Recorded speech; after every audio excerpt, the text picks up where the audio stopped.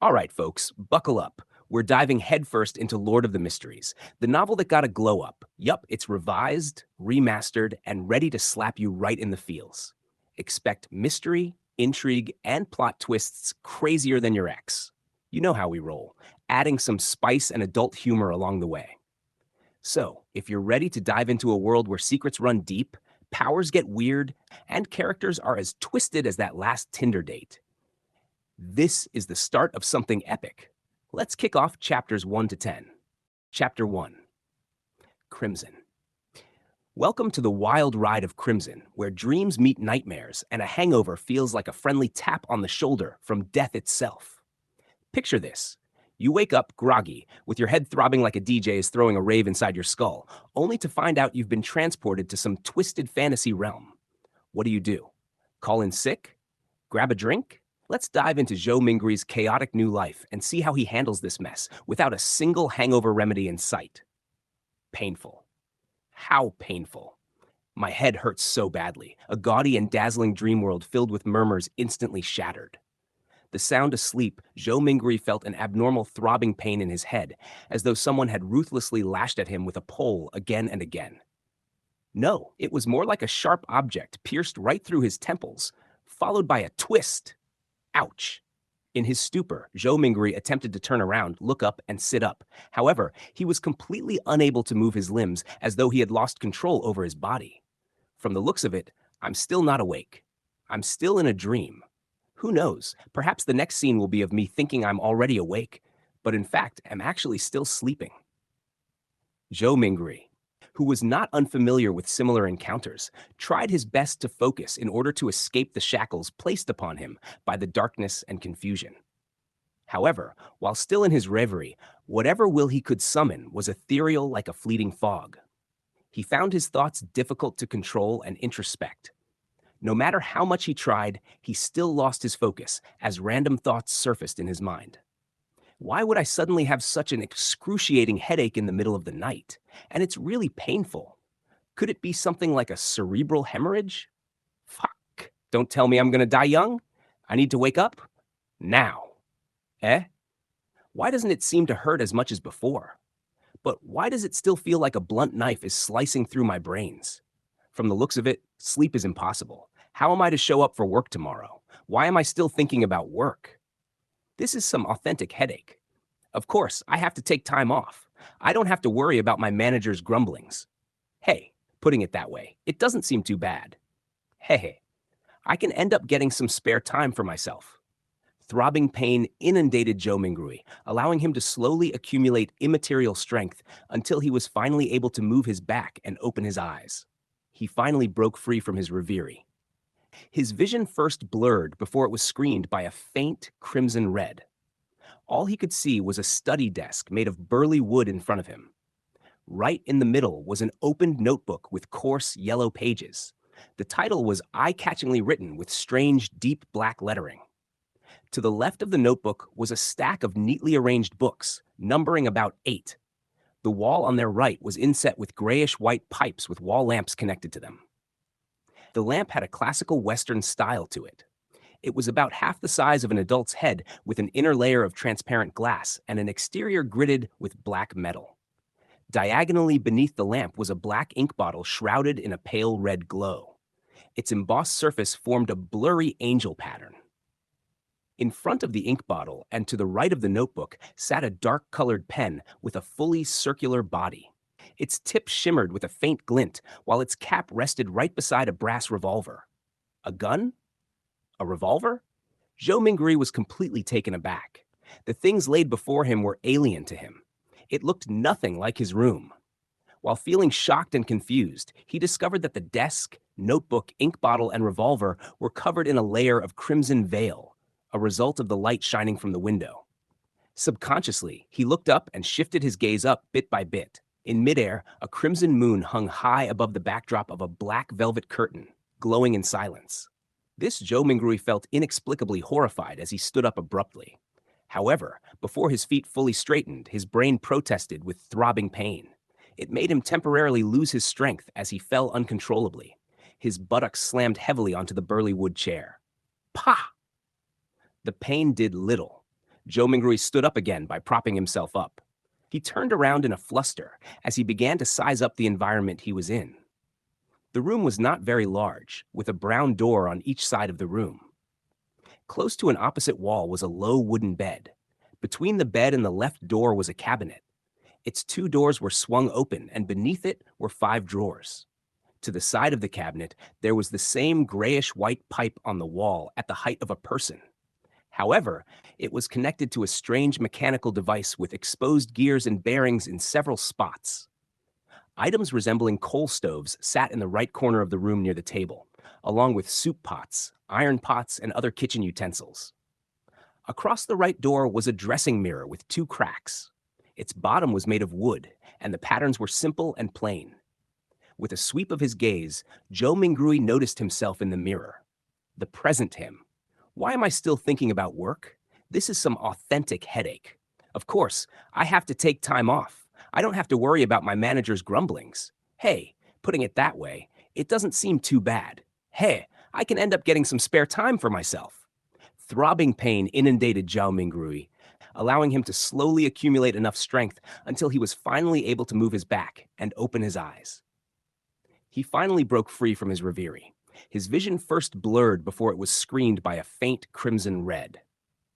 All he could see was a study desk made of sturdy wood in front of him. Right in the middle was an open notebook with coarse yellow pages. The title was eye-catchingly written with strange deep black lettering. To the left of the notebook was a stack of neatly arranged books, numbering about 8. The wall on their right was inset with grayish-white pipes, with wall lamps connected to them. The lamp had a classical Western style to it. It was about half the size of an adult's head, with an inner layer of transparent glass and an exterior gridded with black metal. Diagonally beneath the lamp was a black ink bottle shrouded in a pale red glow. Its embossed surface formed a blurry angel pattern. In front of the ink bottle and to the right of the notebook sat a dark-colored pen with a fully circular body. Its tip shimmered with a faint glint, while its cap rested right beside a brass revolver. A gun? A revolver? Zhou Mingrui was completely taken aback. The things laid before him were alien to him.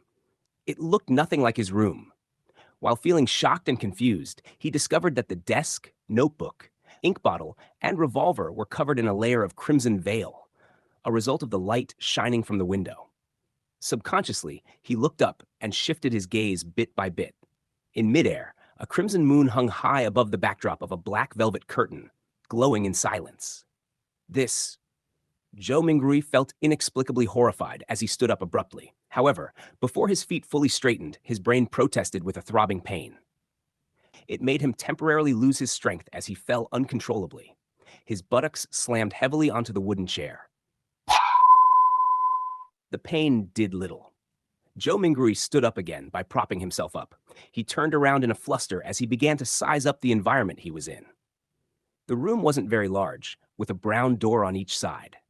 Close to the opposite wall was a low wooden bed. Between the bed and the left door was a cabinet.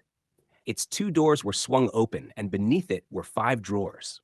To the side of the cabinet, there was the same grayish-white pipe on the wall, connected to a strange mechanical device with exposed gears and bearings in several spots. Items resembling coal stoves sat in the right corner of the room near the table, along with soup pots, iron pots, and other kitchen utensils.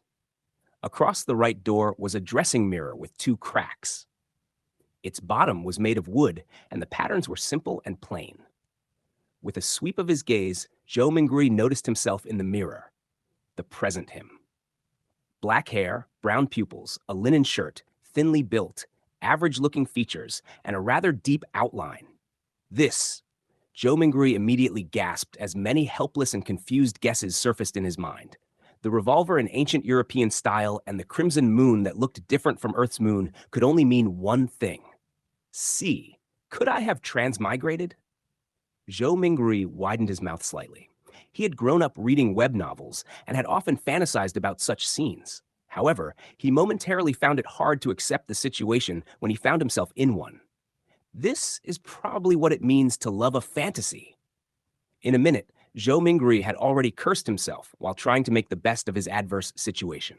If not for the still throbbing headache that made his thoughts high-strung but clear, he would have definitely suspected that he was dreaming. Calm down, calm down, calm down. After taking a few deep breaths, Zhou Mingrui worked hard to stop panicking. At that moment, as his mind and body calmed down, memories began flooding him, slowly surfacing in his mind. Klein Moretti, a citizen of the Northern Continent's Lowen Kingdom, Awa County, city of Tingjin. He was also a recent graduate from the Department of History at Koi University. His father was a sergeant of the Royal Army who had sacrificed himself during a colonial conflict with the Southern Continent. The bereavement allowance gave Klein the opportunity to study at a private language school and laid the foundation for his admission into university. His mother was a devotee of the Evernight goddess. She passed away the year Klein passed the entrance examinations to Koi University. He also had an elder brother and a younger sister. They stayed in a two-bedroom apartment together. Their family was not wealthy, and its situation could even be described as somewhat difficult. At present, the family was supported solely by the elder brother, who worked at an import and export company as a clerk. As a history graduate, Klein had knowledge of the ancient Phasak language, deemed the origin of all languages in the northern continent, as well as the Hermes language, which often appeared in ancient mausoleums and texts regarding sacrificial and prayer rituals. Hermes language? Zhou Mingrui's mind stirred as he reached out to rub his throbbing temples. He cast his gaze toward the table at the open notebook. He noticed that the text on the yellowed paper turned from strange to alien before transforming into something familiar. It then turned into something readable. It was text written in the Hermes language. The dark ink read the following: "Everyone will die, including me." Hiss! Zhou Mingrui felt inexplicably horrified. He instinctively leaned back, trying to widen the distance between him and the notebook, as well as the text on it. Being weak, he nearly fell, but managed to catch himself by gripping the edge of the table.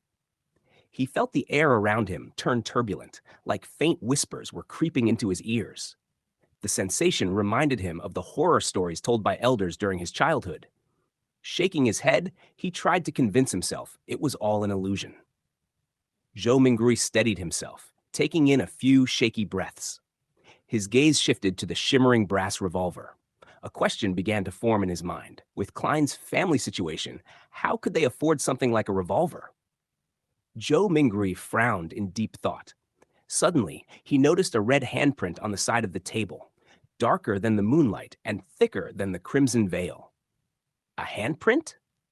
Zhou Mingrui subconsciously flipped his right hand that had been holding the table's edge. He looked down and saw that his palm and fingers were covered in red stains. At the same time, the throbbing pain in his head persisted, though slightly weakened, but still relentless. Did I bump my head? Zhou Mingrui turned to face a cracked dressing mirror. A few steps later, the reflection of a black-haired figure with brown eyes stared back at him, his scholarly air unmistakable. Is this the present me, Klein Moretti? Zhou Mingrui stared for a moment, squinting in the dim light. He stepped closer to the mirror, almost colliding with it. Using the faint moonlight as illumination, he examined his forehead. A clear reflection greeted him. His temple bore a strange mark with hints of irritation around the edges. The skin surrounding it looked bruised, and he could see the reflection of his worried eyes staring back. Chapter 2. Situation. Tap, tap, tap. Zhou Mingrui reeled back in fear at the sight that greeted him. It was as though the person in the dressing mirror was not himself, but a desiccated corpse. Seriously, it looked like he'd just come back from a Halloween party gone wrong. How could a person with such grievous wounds still be alive? Talk about a rough night. He turned his head in disbelief again and checked the other side. Even from a distance, and with the lighting being as poor as his dating life, he could still see the penetrating wound and dark red bloodstains. This, he gasped. Zhou Mingrui drew a deep breath as he tried hard to calm himself. You know, like trying to chill out after spilling coffee on a white shirt right before a big meeting. He reached out to press his left chest and sensed his racing heart that exuded immense vitality. Well, at least I'm not a zombie, yet. He then touched his exposed skin. Beneath the slight coldness was flowing warmth. Great, I'm not a frozen pizza either. When he squatted down and verified that his knees could bend, Zhou Mingui stood up again, feeling like he just completed a very questionable workout. "What's happening?"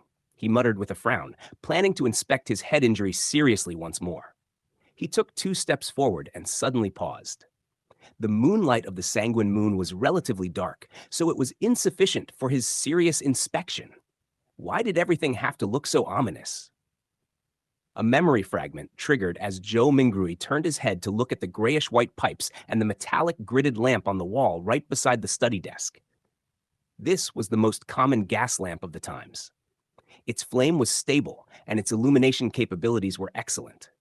With Klein Moretti's family situation, even a kerosene lamp was a dream, much less a gas lamp. Using candles was most apt for their standing and stature.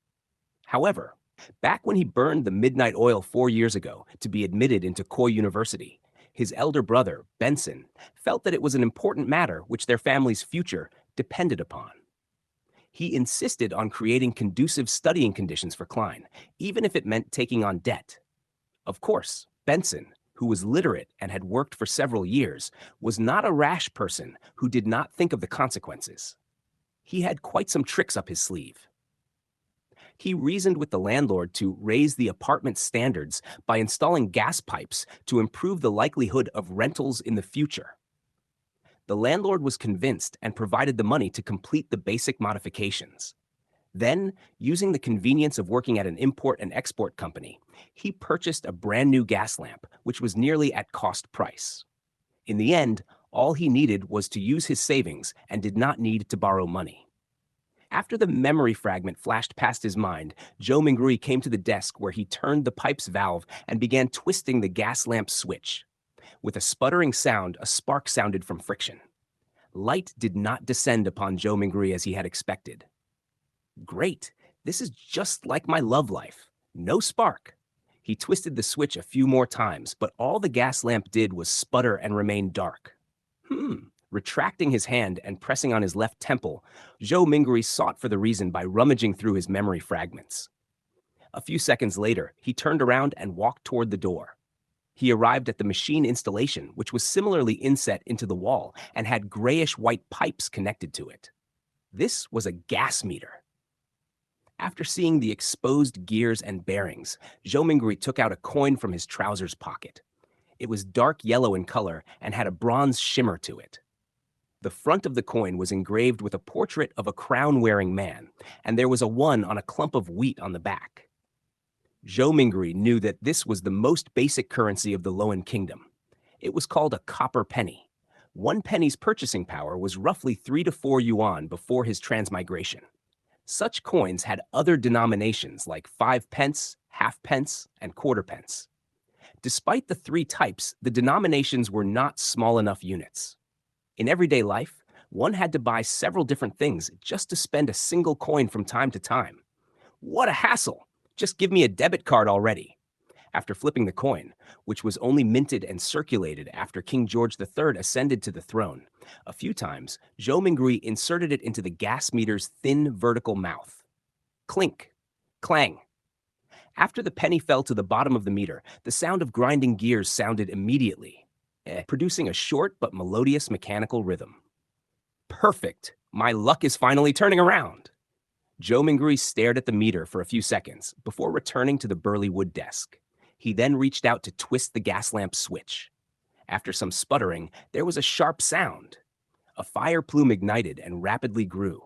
Bright light first occupied the internals of the wall lamp before penetrating the transparent glass, blanketing the room with a warm glow. Ah, there we go. Finally, some illumination in my life. The darkness quickly receded as the crimson retreated out the window. Zhou Mingui felt at ease for a baffling reason as he quickly came in front of the dressing mirror. This time, he seriously inspected his temple and did not miss a single detail. After a few rounds of inspection, he realized that apart from the original bloodstain, liquid was no longer flowing out of the grotesque wound. It appeared like it had received the best hemostasis and bandaging. As for the slowly squirming grayish-white brain and the discernible growth of flesh and blood around the wound, it meant that the wound might take 30 to 40 minutes, or maybe even 2 to 3 hours before it would only leave a light scar. I should really invest in some good band-aids for the next time I decide to play doctor. The restorative effects that transmigration brings? Zhou Mingri curled up the right corner of his mouth as he muttered silently. Following that, he let out a long sigh. Regardless, he was still alive. Surviving the night? Check. After settling his mind, he pulled open a drawer and took out a tiny piece of soap. He took one of the old and tattered towels hanging by the side of the cupboard and opened the door. He then walked to the public bathroom, which was shared by the tenants on the second floor. Yes, I should clean up the bloodstains on my head, or I'll keep looking like a crime scene. It's fine scaring myself, but if I were to scare my sister, Melissa, when she gets up early in the morning tomorrow, it would be quite problematic. The corridor outside was pitch black. Silhouettes were barely accentuated by the crimson moonlight from the window at the end of the corridor. They looked like a pair of monster eyes that silently observed the living late into the night. Great, just what I needed. A horror movie moment. Joe Mingri lightened his footsteps as he walked toward the communal bathroom with a shuddering fear. When he entered, there was even more moonlight, allowing him to see everything clearly. Joe Mingri stood in front of a wash basin and turned the tap's knob. Upon hearing the gushing sound of water, he suddenly recalled his landlord, Mr. Frankie. As water was included in the rent, this short and thin gentleman who wore a top hat, a vest, Joe Mingri's thoughts raced as he envisioned the ritual. He was now in an entirely new world with a bullet hole in his head and no idea how he had gotten there.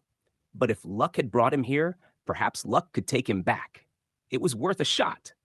All right, time for Operation Lucky Stars, he muttered to himself, trying to lighten the mood. Who knew I'd need to become a divine chef in the afterlife? He glanced around the room, spotting the remnants of Klein's life strewn about, a faded poster of a well-known bard, a couple of half-empty bottles of ink, and a particularly ratty-looking pillow that seemed to have seen better days. He shook his head. How does one even get into this mess? And why did I have to inherit the world's worst luck? Zhao Mingrui stood up, still feeling slightly woozy from the earlier chaos, but determination pulsed through him. No time for self-pity. I need to focus. He rummaged through the drawers, hoping to find something, anything, that would help him pull off this ritual. Aha! He exclaimed, pulling out 4 odd-shaped pieces of bread, which looked suspiciously like they had been left over from last week's grocery run. Perfect! Nothing screams luck like stale bread. He placed the bread in the 4 corners of the cramped room, eyeing them skeptically. Maybe I should have gone for a sandwich instead? He pondered, but the ritual didn't seem too picky. Taking a deep breath, he stood in the center of the room, feeling like he was about to embark on an epic quest. Here goes nothing.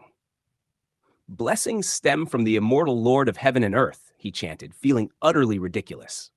Blessings stem from the Sky Lord of heaven and earth, he continued, trying to muster some sincerity.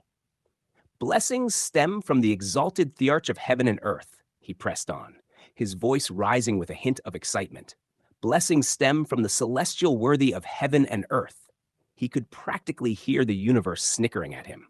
He closed his eyes and counted the seconds in his head, wondering if anything was going to happen. 5 minutes? Who has the patience for this? He grumbled, half expecting nothing to come of this ridiculous endeavor. But then, a strange sensation began to wash over him. It was as if the air in the room shifted. The faintest whisper of wind caressed his cheek, and for a brief moment he felt weightless, like he was floating. What in the world? Suddenly, there was a loud bang. The door to the apartment flew open, and a shadowy figure burst in, illuminating the room with a flashlight. Zhao, what's going on in here? It was his sister, Melissa, looking like she had just come from a horror movie audition. Her hair was frizzing out like she had just been electrocuted. Just a little luck enhancement ritual, Zhou Mingri replied, quickly dropping his hands and making the bread look like innocent decor. What are you doing up at this hour? Do you know how loud you were? I thought a ghost was trying to escape your head. She pointed the flashlight at him, squinting as if trying to peer through the darkness of his hair. And what's with the blood? Are you okay? I'm fine. Just a little, kitchen accident. You know how it is. He laughed nervously, hoping his sister wouldn't notice the dried blood around his temple. Kitchen accident? Melissa raised an eyebrow, unconvinced. Since when do kitchen accidents involve revolvers and bloodstains? Since always. Just a new recipe I'm trying. He smiled brightly, trying to divert her attention. Why don't you go back to bed? I'll clean everything up. She crossed her arms, not buying his story. Yeah, right.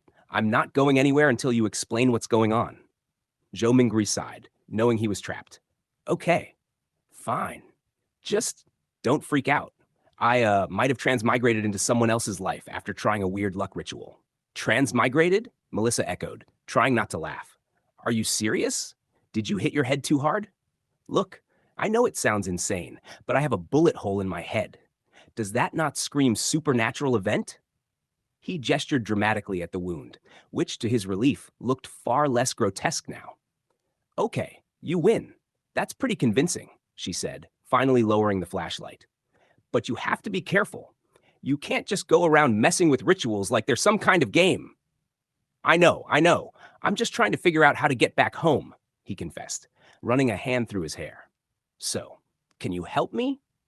Melissa rolled her eyes but softened her expression.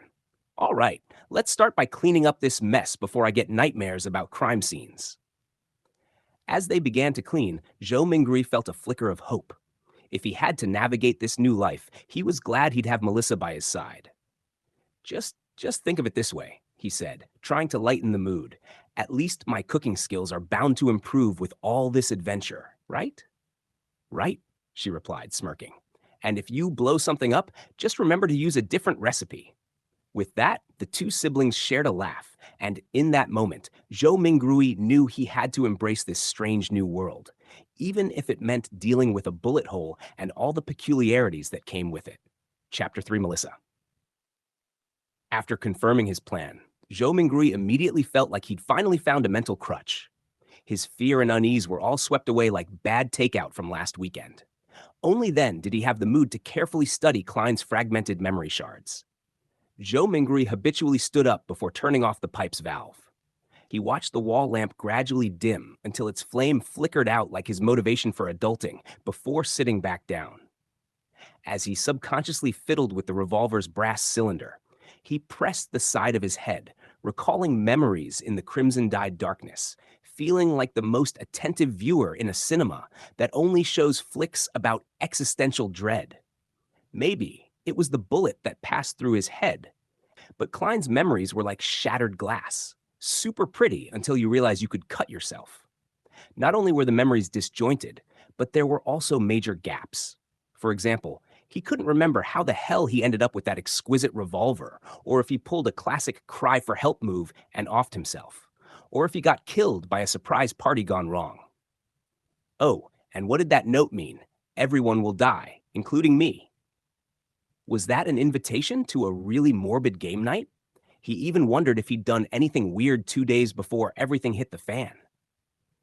It wasn't just these particular memories that were fragmented. Even knowledge he should have known was MIA. At this point, Zhou Mingri figured if Klein tried to waltz back into university, he'd probably get tossed out quicker than expired milk. It's a real shame because he just left campus days ago and didn't even have the chance to enjoy a single lazy morning. He needed to nail that Tianjin University History Department interview in 2 days. In the Lowen Kingdom, graduates don't stick around their alma maters. His mentor had given him a golden ticket, a recommendation letter for Tianjin University and Backlund University, which was nice. But he was starting to feel like he was on a game show where the prize was existential dread. Through the window, Zhou Mingrui silently observed the red moon setting in the west. It was like the universe's version of a dimming spotlight, gradually fading until the horizon glowed golden, like an Instagram filter that overdid it. At that moment, there was a commotion inside the apartment. Soon the sound of footsteps approached his door. Melissa is awake. She's really as punctual as always. Zhou Mingrui smiled. Thanks to Klein's memories, seeing Melissa made him feel like she was his younger sister, and it was a weird mix of nostalgia and denial. But hold up, I don't have a younger sister. He immediately contradicted himself, like a walking contradiction wrapped in a conundrum. Melissa was different from Benson and Klein. Her basic education didn't come from the Sunday school classes offered by the Church of the Evernight Goddess. When she hit school age, the Lowen Kingdom decided it was time for a makeover and enacted the Basic Education Law. A primary and secondary education committee was set up, complete with funding and all that jazz, to increase the kingdom's investment into education. In less than 3 years, tons of public primary schools popped up like mushrooms after a rainstorm, maintaining a strict religious neutrality. Because who wants to mix education with holy wars, right? Public schools cost 3 pence a week, while Sunday school was a steal at just a copper penny. But let's be real, you only got class once a week for that price. Melissa was not your average girl. Since day one, she'd been into gears, springs, and bearings, her ambitions soaring to become a steam mechanic.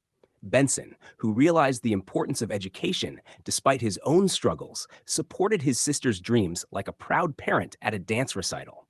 After all, Tingen Technical School was just a step up from basic education. Last July, 15-year-old Melissa aced her entrance exams and finally got to step into the glorious halls of Tingen Technical School's Steam and Machinery Department, where her weekly fees jumped to 9 pence. Meanwhile, Benson's company was having a meltdown thanks to the drama in the southern continent. Profits dropped faster than his mood on Monday morning, and a third of the employees were shown the door. To keep his job and food on the table, Benson had to accept extra shifts, working like a dog in a harsh environment. Klein thought about helping his older brother out, but he felt like a fish out of water being a commoner stuck in an average language school. He constantly felt inadequate at university, like showing up to a black tie event in sweats. The ancient language of Faesak was the cool kids' language, learned by nobles from toddlerhood, while he was stuck playing catch-up. Despite burning the midnight oil and rising at dawn, Klein managed to scrape by with average grades, which was a miracle in itself. Memories of his elder brother and younger sister played in Zhou Mingrui's mind until he finally turned the doorknob open. He jolted awake, realizing he still held a revolver in his hand. This was a semi-regulated item. It'll scare children. And what about the throbbing wound on my head? With Melissa about to bust through the door any moment, Zhou Mingrui pressed his temple and quickly flung the revolver into a desk drawer before slamming it shut like a guilty secret. What happened? Melissa peeked over curiously, her voice breaking through his mental chaos. She was still in her youthful prime. Even if her diet was more barely enough than nutritional, her face remained thin yet lively, glowing like a light bulb in a budget horror movie. When Zhou Mingrui saw his sister's brown eyes on him, he put on his best "I'm totally fine" face and grabbed something off his desk, casually closing the drawer to hide the revolver like a magician's last trick. He put a hand to his temple, confirming that the wound had healed. "Thank you, Band-Aids." He pulled out a silver vine leaf pocket watch and pressed the top gently, causing its cover to flip open. Inside was a picture of their father. It was the most valuable item the Royal Army Sergeant had left behind, even if it was basically a second-hand relic that decided to play hard to get lately. Benson used to flash it around like a trophy until it started embarrassing him, getting tossed back home like an awkward family photo. Honestly, maybe Melissa had a knack for machinery. After figuring out the pocket watch's secrets, she borrowed tools from her school and tinkered with it. She claimed to have fixed it recently, and for that, Zhou Mingrui could only admire her ingenuity. Zhou Mingrui looked at the watch's open cover, noticing the second hand was as still as his will to do chores.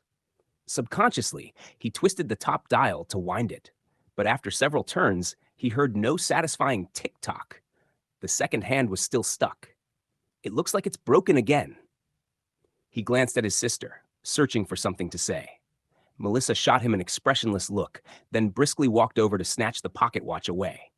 She stood there, pulling the button on the pocket watch like she was on a game show. With a few simple turns, the ticking resumed, and Zhou Mingrui's jaw nearly dropped.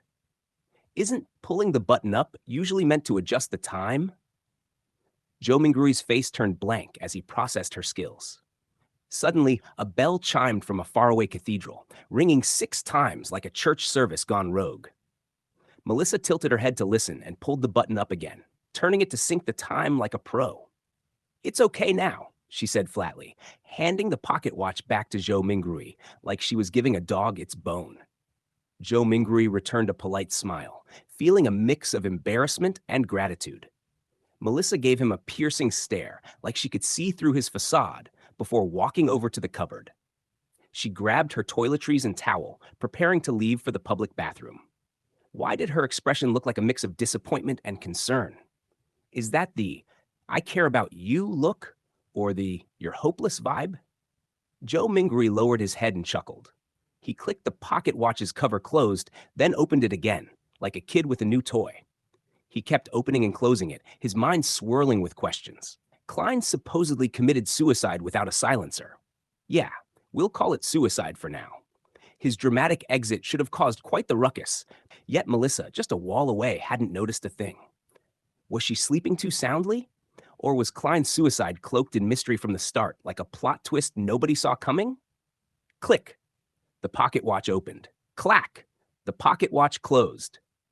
Melissa returned from washing up and spotted her brother in the act of flicking the watch open and shut like it was a fidget spinner.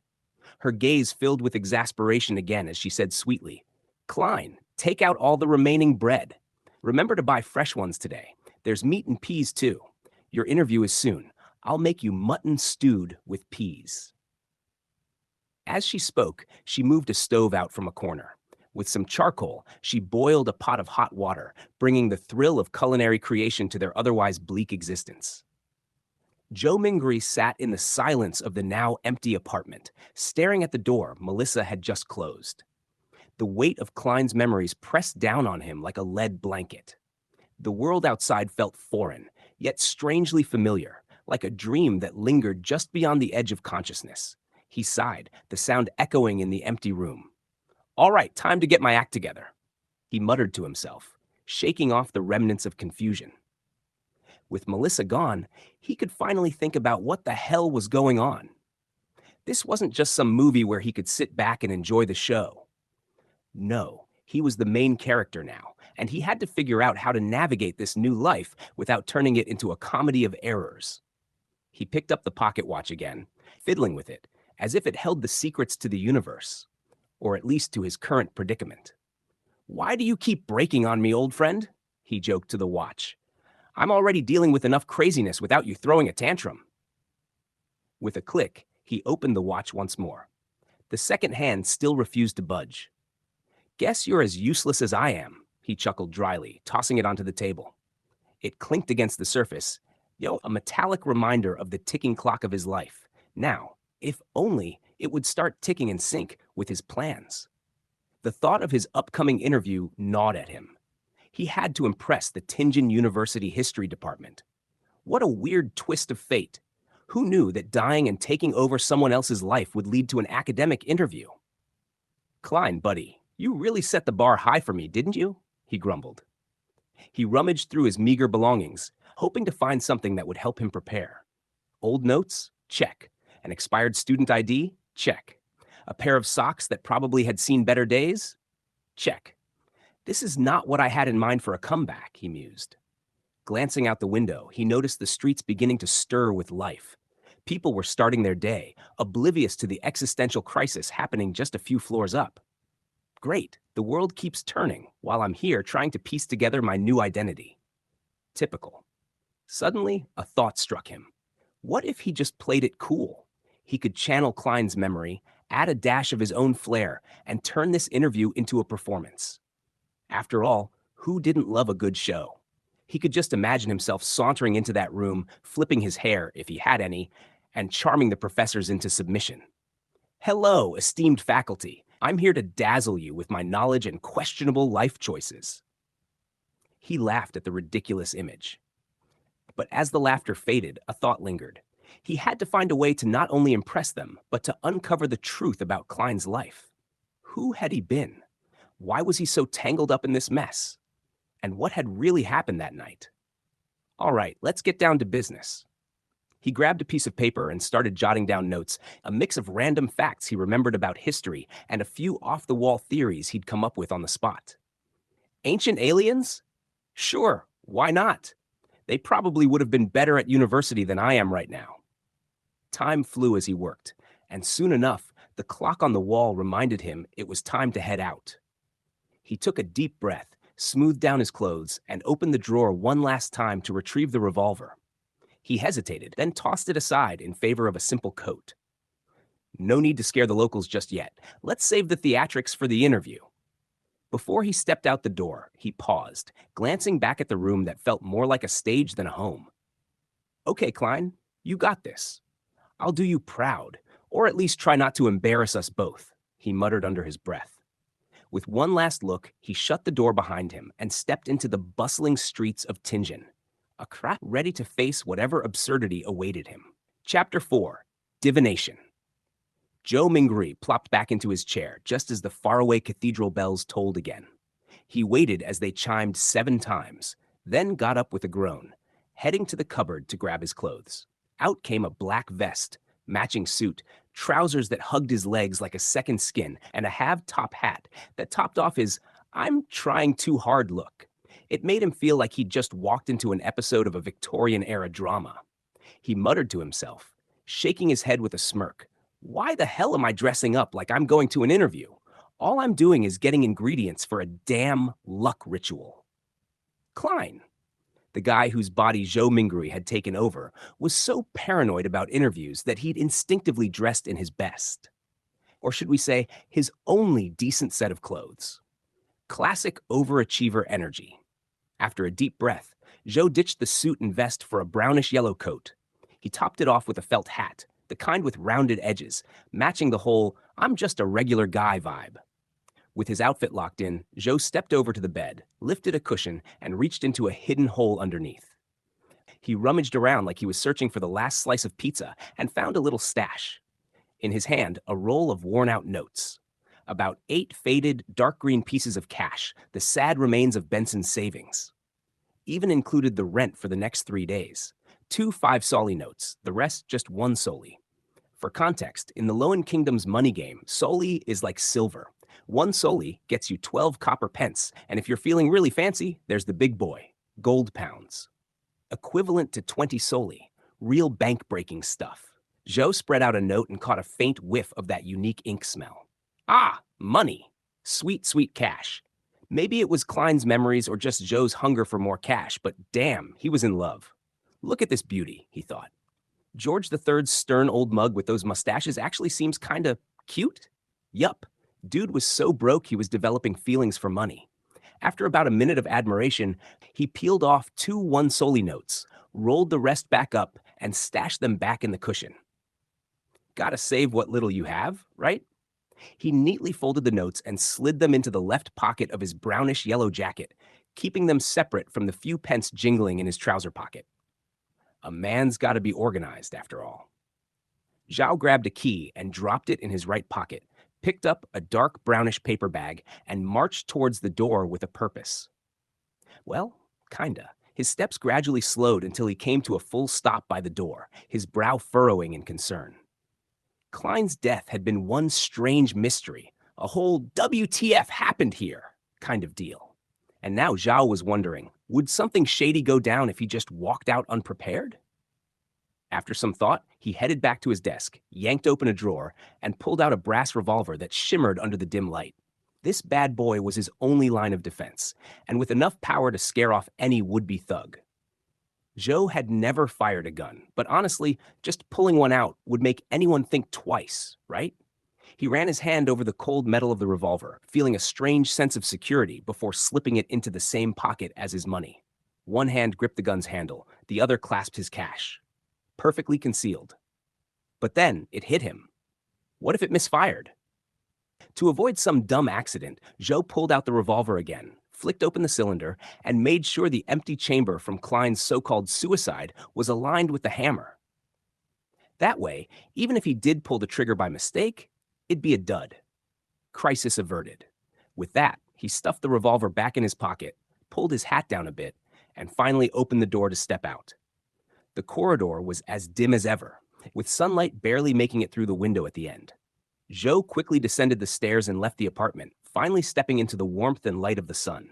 Tianjin's summer didn't hit as hard as elsewhere. Despite being July, it wasn't even close to 30 degrees Celsius.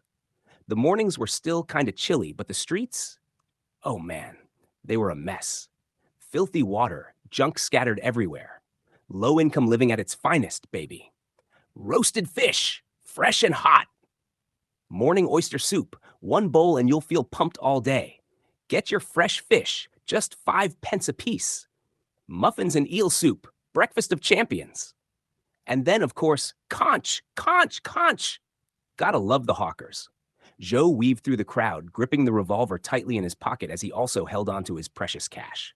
You never knew when a pickpocket or a desperate kid forced into thievery might make a move. Finally, after passing through the bustle, the streets became a little less chaotic. Joe straightened up and noticed an accordionist busking nearby.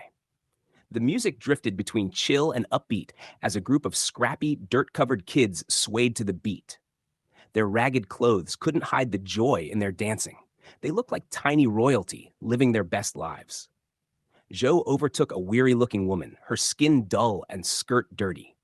She seemed distant, but when her eyes fell on the dancing kids, something lit up inside her, a flash of what she probably used to be. A few more steps, and Joe found himself in front of Smyron Bakery. The owner, Mrs. Wendy Smyron, was a 70-something granny with gray-white hair and a smile so warm you'd forget about her crazy high bread prices. "Oh, Klein, where's your brother? Benson's not back yet?" Mrs. Smyron asked while smiling warmly. "In a few more days," Joe answered vaguely, not in the mood for small talk. As she bagged his bread, she sighed. "He's a hard-working lad. He'll make some woman very happy one day." Zhao plastered on a polite smile. "Yeah, sure. But hey, if Klein passed that university interview and became a lecturer, life would get a whole lot better real fast." "Mrs. Smyron, you seem particularly young and energetic today," Zhao joked, trying to change the subject. And after a quick exchange about bread prices and a little history on the repeal of the Grain Act, because why not, they settled on 9 pence for the bread. Joe handed over the money and continued his quest for ingredients, headed toward the mutton stall.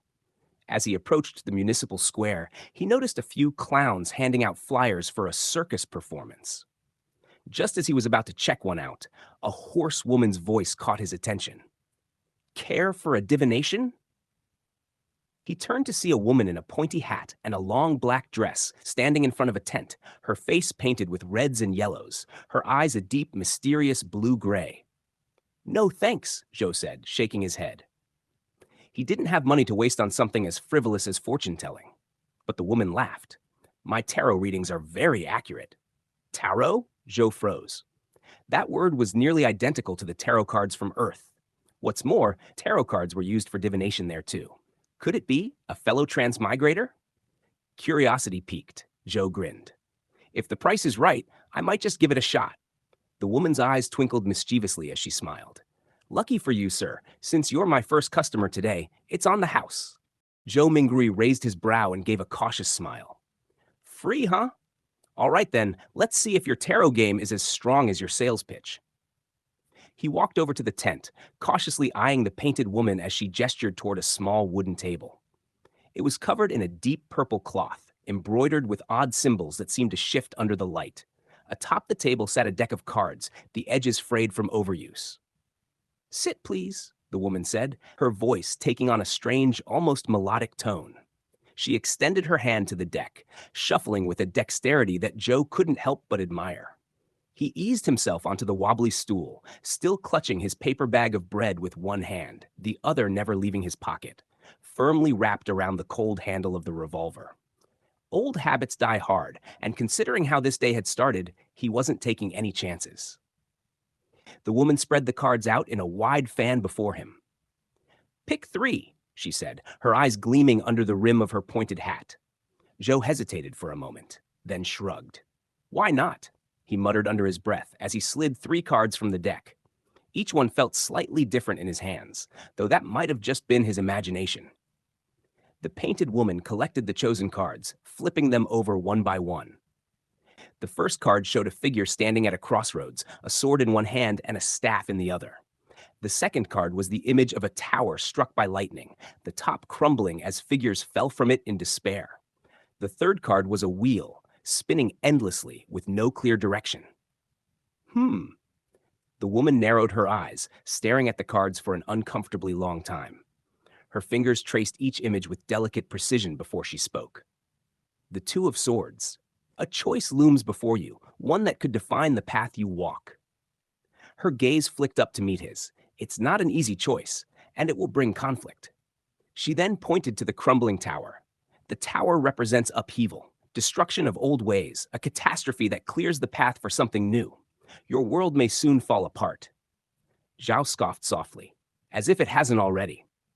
The woman ignored him and tapped the last card, the Wheel of Fortune. And finally, the wheel spins. Your fate is ever-changing, uncertain. You may find yourself at the mercy of forces beyond your control, for better or worse. Joe leaned back slightly, crossing his arms as he raised an eyebrow. So basically, I'm screwed, huh? The woman chuckled softly, her lips curling into a cryptic smile. Perhaps, or perhaps you will seize the opportunity and take control of your fate. It all depends on your choices. She began gathering the cards back into the deck, the reading apparently over. Joe stood up, his hand still in his pocket, fingers tracing the outline of the revolver. Thanks for the freebie. Not exactly the most uplifting forecast, but hey, I didn't pay for it, right? The woman's smile widened slightly, and she gave a slow nod. Remember, not everything is as it seems. The winds of fate blow strange, Mr. Zhou Mingrui. Joe froze mid-step. His eyes narrowed. How the hell do you know my name? The woman didn't respond. She simply gathered the cards, turned away, and disappeared into the shadows of the tent, leaving him standing there with a racing heart and 100 questions buzzing through his mind. Joe tightened his grip on the revolver, the cold metal grounding him for a moment before he let out a long breath. Right. Time to go. With one last glance at the tent, he turned and quickly made his way back down the street, his thoughts swirling in confusion. He had come out to buy bread and ingredients, not get cryptic messages from mysterious fortune tellers. Yet here he was, with the taste of destiny lingering in his mouth like sour wine. He had no idea what was coming next, but one thing was for sure. Nothing was going to be simple from here on out. Chapter 5, Ritual. Free? Nah. Free things usually come with hidden charges. Joe Mingrui silently grumbled to himself, already deciding he wasn't about to buy into any extra services, no matter how they tried to package it. He was going to shut that stuff down fast. If you're really that good, how about you divine the fact that I'm not even from this world? With that thought lingering, Joe followed behind the woman whose face was splattered with red and yellow paint. The tent's entrance was so low, he had to stoop like some unpaid intern just to get inside. Inside the tent, it was dark, like trying to find your phone at 3 a.m. Dark. Only a few stray beams of light managed to creep in. As his eyes adjusted, Joe spotted a table, barely illuminated, covered with tarot cards, scattered around like a deck exploded. The woman, who looked like she escaped from a Harry Potter fan convention with her pointy hat and long black dress, was unfazed by the darkness. She floated to the table like she had secret roller skates on, lit a candle, and instantly, the vibe shifted to super mysterious. Zhao sat down, his eyes sweeping over the table full of tarot cards. Familiar names popped up. The Magician, the Emperor, the Hanged Man, and Temperance. Could Roselle have been a senior? Maybe he was also from my world? Zhou couldn't help but mumble that to himself. He didn't even get a chance to finish before Madame Fortune Teller reached out to gather the cards, stacking them up all pro-like before pushing them toward him. Shuffle the cards and cut the deck, she said, her voice low like she was trying to sell him some mystic wisdom or something. Me? Shuffle? Zhou asked, immediately on edge. The colors on her face squirmed together like they were getting ready to dance as she gave a sly smile. Of course, your destiny can only be revealed by you. I'm just the reader. Zhou, not trusting this one bit, narrowed his eyes.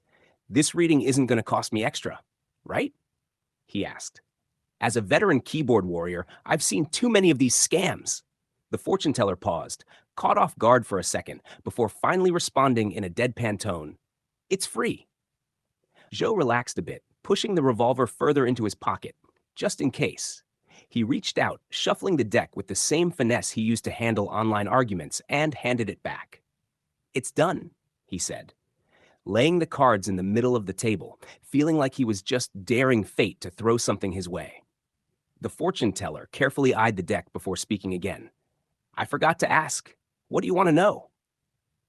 Zhou, remembering the days he tried to impress his first crush by learning tarot, didn't hesitate, passed present, and future. Yeah, that classic divination style, the three cards that are supposed to reveal your past, present, and future. The fortune teller nodded, but before Zhou could get comfortable, she smiled like she had one more trick up her sleeve. Then shuffle the deck again. You can't get the cards you need unless you know what you're asking for. You serious right now? Zhou's face twitched. Really? You couldn't just let me slide with the first shuffle? Taking a deep breath, Zhou grabbed the deck again, shuffling like he was about to deal a round of poker, then handed it back. This time for sure, right? He said, sounding like someone who's already asked for a refund twice. No problem, the fortune teller reassured him as she flipped the first card, setting it to the left. This card represents your past. She then laid the second card in front of him. This card represents your present. Finally, she placed the last card on the right side of the table. This card represents your future. Her gray-blue eyes locked onto him. Which one would you like to see first? Zhou hesitated. Let's start with the present, he said. Might as well see what fresh hell is happening right now. The fortune teller nodded and flipped over the card in front of him. On it was a colorful character dressed in rags with a stick over his shoulder. A dog was following him, like he was about to start some kind of cartoon adventure. The card was numbered 0. The Fool, the fortune teller read, her eyes not leaving his face. Oh great, the Fool card. Just what I needed, confirmation that I'm clueless. Zhou wasn't exactly a tarot expert, but even he knew this card represented new beginnings, possibilities, or just flat-out idiocy. Before the fortune teller could continue, the tent flap suddenly swung open, flooding the space with sunlight, so blinding that Zhou squinted like he'd been caught doing something embarrassing. What the hell? You're impersonating me again. I'm supposed to be doing the readings, an angry female voice yelled.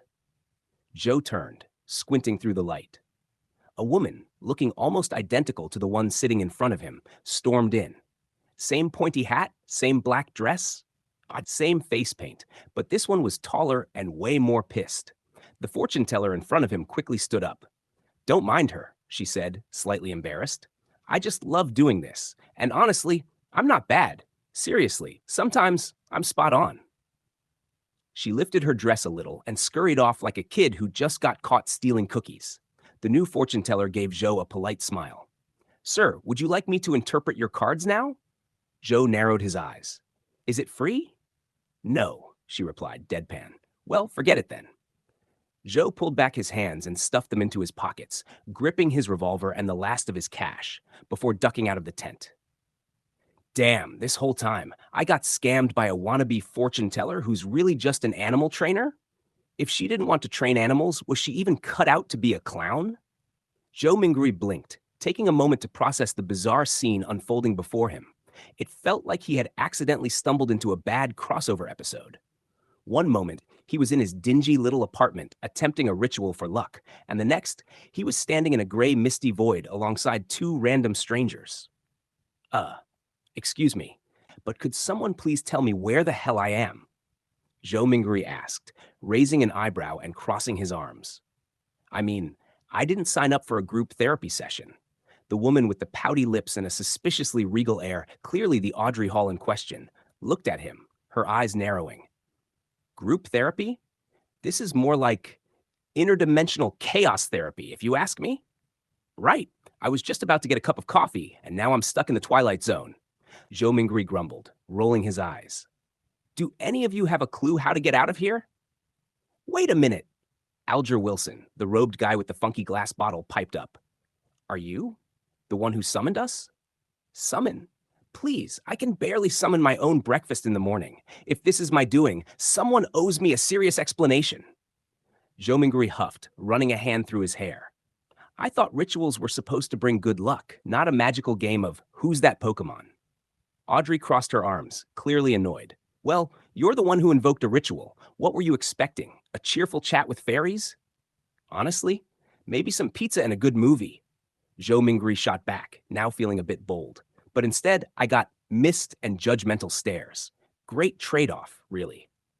Alger took a step closer, trying to regain control of the conversation. Listen, whatever you did has connected our worlds. We need to figure this out before it spirals out of control. Spiraling is my middle name, buddy. Joe Mingri laughed, earning him a side-eye from Audrey. But really, what do we do now? I didn't pack for an interdimensional trip. Right, Audrey said, her voice steadying as she pointed toward the swirling fog. We need to focus on the task at hand. How do we get back? Let's think. What's the last thing you remember? Alger asked, his brows furrowed in concentration. Joe Mingri scratched his head. Well, I was trying to perform this luck enhancement ritual. Maybe it went awry and accidentally sucked you both in? I mean, I did channel some intense energy. Intense energy? Is that what you're calling it? It felt more like I fell into a blender with a tornado, Audrey exclaimed, throwing her hands up in exasperation. More like a magical smoothie, Joe Mingri grinned, leaning back against a swirling tendril of fog. But honestly, who could have predicted this? I didn't even get to ask my questions about love and fortune. We don't have time for romantic inquiries, Alger snapped, clearly frazzled. We need a plan. Maybe we can use your ritual to send us back? Right, because my luck ritual is clearly the ticket to the interdimensional bus. Joe Mingri rolled his eyes, but couldn't help the spark of determination forming inside him. But let's give it a shot. What's the worst that could happen? A little more chaos? Audrey sighed. You're insane. Insanely lucky, hopefully, he shot back, cracking his knuckles. Let's try it. If this goes south, we can always blame it on the animal trainer. Alger grabbed Joe Mingri's shoulder, shaking him slightly. Focus. What do we need to chant? Maybe something like, let's get out of this fog before I lose my sanity? Joe Mingri suggested, chuckling nervously. Audrey raised an eyebrow, clearly not amused. You think this is a joke? Lives are at stake. Okay, no need to freak out, Joe Mingri said, holding up his hands in mock surrender. How about we channel the whole blessings thing again? It's worth a shot. With a reluctant nod from Audrey and a determined look from Alger, they all gathered in a circle. All right, together now, Joe Mingri said, trying to sound authoritative. On 3. 1, 2, 3. Blessings stem from the immortal Lord of Heaven and Earth, they chanted in unison. Joe Mingri could feel the fog around them start to vibrate, like a drum about to drop the bass. Blessings stem from the Sky Lord of Heaven and Earth. Audrey chimed in. Blessings stem from the exalted Thearch of Heaven and Earth. Alger shouted, blessings stem from the celestial worthy of heaven and earth. The energy in the air swirled wildly, and for a moment, Joe Mingri felt a surge of hope until everything exploded into crimson light once more. As the mist dissipated, the three found themselves standing in a completely different place, one that looked suspiciously like a stage at a circus, surrounded by confused spectators. Great, now we're performing too? I didn't sign up for this? Joe Mingri exclaimed, looking around in shock. Audrey groaned. Why does this keep happening? Welcome to the show, a voice boomed from the ringmaster, who stepped forward, his top hat glinting under the lights. You're in for a treat, folks. Joe Mingri turned to his new companions, a mix of fear and excitement swirling in his gut. I think our luck just got worse. But hey, at least the view is better. Chapter 6, Beyonder. Not only did they speak the same Loan language, but they also shared the same we're in deep sh vibes. Where am I? What do I plan to do here? Joe Mingri thought. Well, hell if he knew either. Calming himself, he silently repeated the questions posed by the couple in front of him. But what really struck him wasn't the words themselves, but the look of total WTF on their faces. Panic, confusion, and a whole lot of, what kind of mess did we get dragged into? And boy, did Joe Mingri feel just as confused. 2 random people dragged into this foggy limbo? Was it his doing? Sure as hell wasn't on his to-do list for the day. For them, this situation was probably way out of their wildest nightmares, right? 2 options flashed in Joe Mingri's mind. Option 1, act like a clueless victim and maybe get them to trust him. Play innocent, see how things unfold.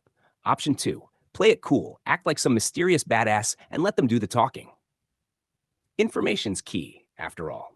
No time to sit and ponder like some philosopher, though. He decided, time to flex the mysterious card. Exploit their confusion, he thought. I can work with that. After a few seconds of tension-filled silence, Joe Mingri smirked. In a smooth but cryptic voice, he said, an attempt. Audrey Hall blinked, her expression a mix of, this is wild, and, what the hell is happening? Moments ago, she had been at her vanity table, but now she was in a world of 50 shades of fog. How crazy is that? Audrey forced a polite smile, trying to keep her cool. Sir, is this attempt over? Can we, leave? Alger Wilson, the dude with the disheveled hair, stayed quiet, but Joe could tell the guy was also sizing him up like a detective at a crime scene. Zhou Mingri glanced at Audrey, though her actual face was hidden in the mist. All he could make out was her blonde hair. And Alger? His messy dark blue hair and medium build were barely visible through the fog. When I get stronger, maybe I'll be able to see them clearly, he thought. In this situation, they were the guests, and he was the host, master of the foggy weirdness. Suddenly, something clicked. The duo looked semi-transparent, tinged with a faint crimson glow, like they were reflections of the red stars beyond the gray fog. Oh, they're just projections, Joe realized. Cut the connection, and they'll be out of here faster than a bad date. He chuckled softly and replied, Of course. Just ask nicely, and you can go anytime. Audrey relaxed, relieved that this foggy mastermind wasn't about to trap them in some twisted game. She still wasn't in a rush to leave, though. Her eyes lit up with curiosity. This is amazing, she blurted out. I've always dreamed of something like this happening. I mean, how can I become a beyonder? She was so excited, she started stumbling over her words, like a fangirl meeting her idol for the first time. Zhou Mingri groaned internally. Girl, I'd like to know too. But he had to keep up his mysterious image. And besides, he was starting to feel like standing around talking wasn't his style. Shouldn't he be seated in a badass throne in some ancient palace? Yeah, that's the vibe. And just like that, the fog churned. Audrey and Alger gasped as stone pillars rose around them, and a grand dome loomed overhead. It was like stepping into a legendary palace. A long bronze table appeared beneath the dome, with 10 high-backed chairs on either side. The back of each chair shimmered with a faint crimson glow, outlining weird constellations that looked like they were from another reality. Audrey and Alger found themselves sitting across from each other, near the head of the table. Audrey marveled at the sight. How fascinating. Yeah, fascinating as hell, Zhou thought, casually running his hand along the edge of the bronze table, trying to look unbothered. Alger, always the thinker, broke the silence. Are you from Lone? He asked Audrey. If you want to become a Beyonder, you've got to join one of the major churches, Evernight Goddess, Lord of Storms, or the God of Steam and Machinery. He leaned back, continuing his mini-lecture. Most people won't ever meet a Beyonder in their lifetime. Churches and some clergy even doubt their existence. But trust me, they're out there, working in the courts, tribunals, and execution agencies, dealing with things lurking in the shadows. Zhou Mingri pretended to listen like a bored kid hearing a story for the 100th time. Thanks to Klein's fragmented memories, he knew that the Iron Age Alger mentioned was the current 5th epoch. Audrey sighed. Mister, I already know all that. I don't want to lose my freedom by joining a church. Alger chuckled darkly. Becoming a Beyonder requires sacrifice. If you don't want to play by the church's rules, you'll need to cozy up to the royal families or ancient nobles, or gamble your luck with some shady underground organizations. Audrey puffed her cheeks, clearly frustrated. Is there no other way? Alger paused, then glanced at Zhou Mingri before replying. I have 2 Sequence 9 potion formulas. Sequence 9, Zhou thought. Really? Which 2? Audrey asked, intrigued. Alger smirked. One is Sailor. It gives you insane balance, strength, and underwater agility. You could be on a boat in a storm and move like you're on dry land. Audrey nodded. Sounds like the Keepers of the Seas from the Lord of Storms. Alger continued. The second is Spectator. It sharpens your mind and observation skills. You'll be able to read people like an open book. Audrey's eyes sparkled. I love the sound of that. How can I get the formula? Alger leaned back. I need the blood of a ghost shark, at least 100 milliliters. Audrey hesitated. If I get it, how do I hand it to you? And how do I know the formula is legit? Alger gave her a serious look. I'll give you an address. Once I have the blood, I'll send you the formula, or tell you here. He glanced at Zhou Mingri. Sir, with you as a witness, neither of us would dare break our promise. Audrey nodded eagerly. Yes, sir, please be our witness. She suddenly realized something and asked, How should we address you? Alger echoed the question. Sir, what is your name? Zhou Mingri was caught off guard. He drummed his fingers on the bronze table. The earlier divination flashed in his mind. With a smile, he leaned back and crossed his fingers. You can call me? He paused, letting the tension build. The fool, Zhou Minggui said, leaning back into his chair, crossing his fingers under his chin, trying his best to look like some kind of ancient badass. The fog swirled dramatically around him, because hey, if you're going to call yourself the fool, you might as well lean into it. Audrey blinked, her bright eyes widening with a mix of awe and curiosity. The fool? She echoed, as if tasting the words. How mysterious. Girl, I don't think mysterious is the word you're looking for, Zhou Minggui thought. More like creepy dude in fog vibes, but I'll roll with it. Alger, the man with the deep voice and even deeper trust issues, nodded seriously. A fitting name for someone of your abilities, Sir Fool. He said it with such conviction, you'd think he had just discovered the meaning of life.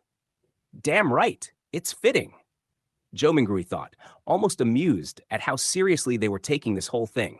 It's like they hadn't seen enough weird crap in their lives to even question why they were floating in foggy no man's land, talking to a guy whose entire vibe was, I just wing it. Audrey, clearly still buzzing with excitement, leaned forward slightly, her blonde hair catching the dim light. Sir Fool, I hope this isn't presumptuous, but could you tell us more about the Beyonders? Maybe even how we might join them? Ah, crap. There it was. The big question. How do we become Beyonders? The question everyone wants to ask, but never thinks about the consequences. Zhou Minggui mentally braced himself. He couldn't just tell them, sorry, I'm just as clueless as you guys. I'm more of a fake it till you make it kind of guy. Instead, he cleared his throat dramatically and answered in the most enigmatic tone he could muster. Beyonders are not for the faint of heart. The journey to become one is filled with peril, sacrifice, and certain risks. Audrey's eyes sparkled like someone had just handed her the key to a treasure chest. Risks? She repeated, like she was ready to take on whatever dangerous nonsense was about to come her way. Girl really needed to calm down with this enthusiasm for chaos. Alger, meanwhile, stayed as cool as a cucumber in a freezer, watching Zhou Minggui with that calculating gaze of his, probably thinking a few steps ahead as usual. Zhou Minggui decided to milk the suspense for all it was worth. After all, what's the point of being the fool if you can't throw out a few cryptic lines to mess with people? He tapped his fingers lightly against the table, fog swirling even more. To gain the power of a Beyonder, one must tread carefully. Every step leads you deeper into a world most cannot comprehend. And once you start down that path, there's no turning back. Boom. That should give them something to chew on. Audrey's breath caught, and she looked like she was ready to leap into this crazy world with both feet. Alger? He was still calm, but there was a glimmer of intrigue in his eyes. Guess he liked playing it cool, but inside, he was probably just as curious as Audrey. Zhou Minggui continued. But beware, each power comes with a price, and sometimes the cost is more than you're willing to pay. Audrey nodded vigorously, while Alger's eyes narrowed slightly, clearly thinking it through. Zhou Minggui let the silence hang in the air like the thick fog around them. The ball was in their court now, and they'd have to make their next move carefully. As Audrey opened her mouth to ask another question, Zhou Minggui lifted a hand, signaling for silence. Enough for now. The time will come when you'll know more. But remember, patience. Audrey shut her mouth, though she was practically vibrating with unspoken questions. Alger nodded, his gaze intense. Zhou Minggui couldn't help but smirk internally. He had no idea what the hell he was doing, but somehow these two were totally buying it. Looks like being the fool had its perks after all. With a wave of his hand, the fog began to swirl faster, and the towering pillars, the grand table, everything started to fade away, like a dream slipping through their fingers. You may go, Zhou Minggui said, his voice echoing as though it were coming from a great distance. Audrey and Alger exchanged glances before slowly standing, giving respectful nods to the self-proclaimed fool. As the last remnants of the fog dissolved, Zhou Minggui found himself alone once more, sitting at the head of the phantom table in the endless sea of gray mist. He exhaled slowly. Damn, that was intense. But deep down, he couldn't shake one nagging thought. Now what? Chapter 7, Call Sign. You can call me the Fool. Zhou Minggui's voice echoed through the grand hall, leaving Audrey and Alger shook, ripples of unease bouncing around in their minds. They were caught off guard by the title, but it just fit. Mysterious? Check. Powerful? Obviously. Bizarre? Oh yeah. Audrey, not one to miss a beat, stood up, adjusted her skirt, and gave a classy little curtsy, like she was at some fancy tea party. Honorable Mr. Fool, may I request you to be the witness to our trade? Zhou Mingri, feeling himself in his new role, replied smoothly. It's nothing. Inside, though, his brain was doing mental gymnastics to match the vibe. Alger, not wanting to look like a slacker, jumped in too.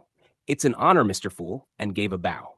Zhou Mingri lowered his hand, the I'm just too cool for this smile on his face, and waved them on. Carry on. Alger got back to business, turning to Audrey. All right, if you can get your hands on the ghost shark's blood, send it to the Warrior and Sea Bar, Pelican Street, Pritz Harbor. Tell the boss it's for the captain. Once I get it, you want me to mail the formula or drop it here?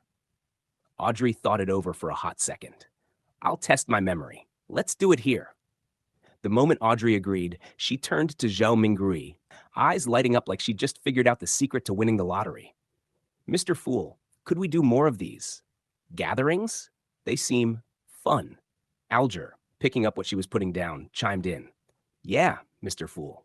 I mean, with your godlike powers, you gotta have some areas where you could use our help. Plus, this young lady here looks like she's swimming in money, and I got my own set of skills. We could totally be useful to you. Translation. We can make your life easier, so why not keep us around? Audrey gave a little gasp.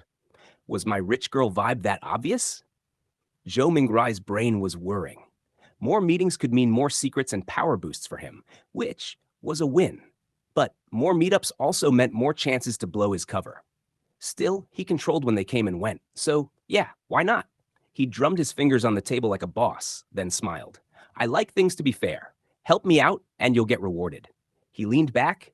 Yeah, real chill. Every Monday at 3 p.m., make sure you're alone. I'll handle the rest. Audrey, barely able to contain her excitement, clenched her fists like a gamer about to beat the final boss. Oh, let's give ourselves call signs. We can't use real names here. She shot a grin across the table, still glowing with excitement. Zhou Mingri? Unfazed. Sure, go ahead. Audrey's eyes sparkled. Well, since you're Mr. Fool, I'll pick one from the tarot too. I got it. Justice. Alger, sitting there with his resting scowl face, paused before giving in. The Hanged Man. Audrey clapped her hands. So we're the founding members of the Tarot Club now. She immediately looked to Zhou Mingri, worried she had overstepped.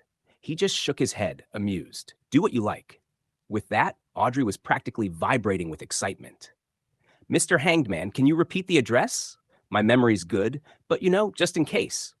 Alger repeated it, this time with an extra dash of pride. Then, as Audrey's mind ran wild again, she added, oh, and I heard that tarot cards were invented by Emperor Roselle. And didn't he create a set of secret, mysterious ones too? 22 cards representing some unknown power? Audrey shot a curious look at Zhou Mingri, who gave nothing away except a silent smirk. Alger stepped in, dropping his knowledge like a sage. Yeah, legend has it, those cards contain the secrets of the 22 paths to divinity.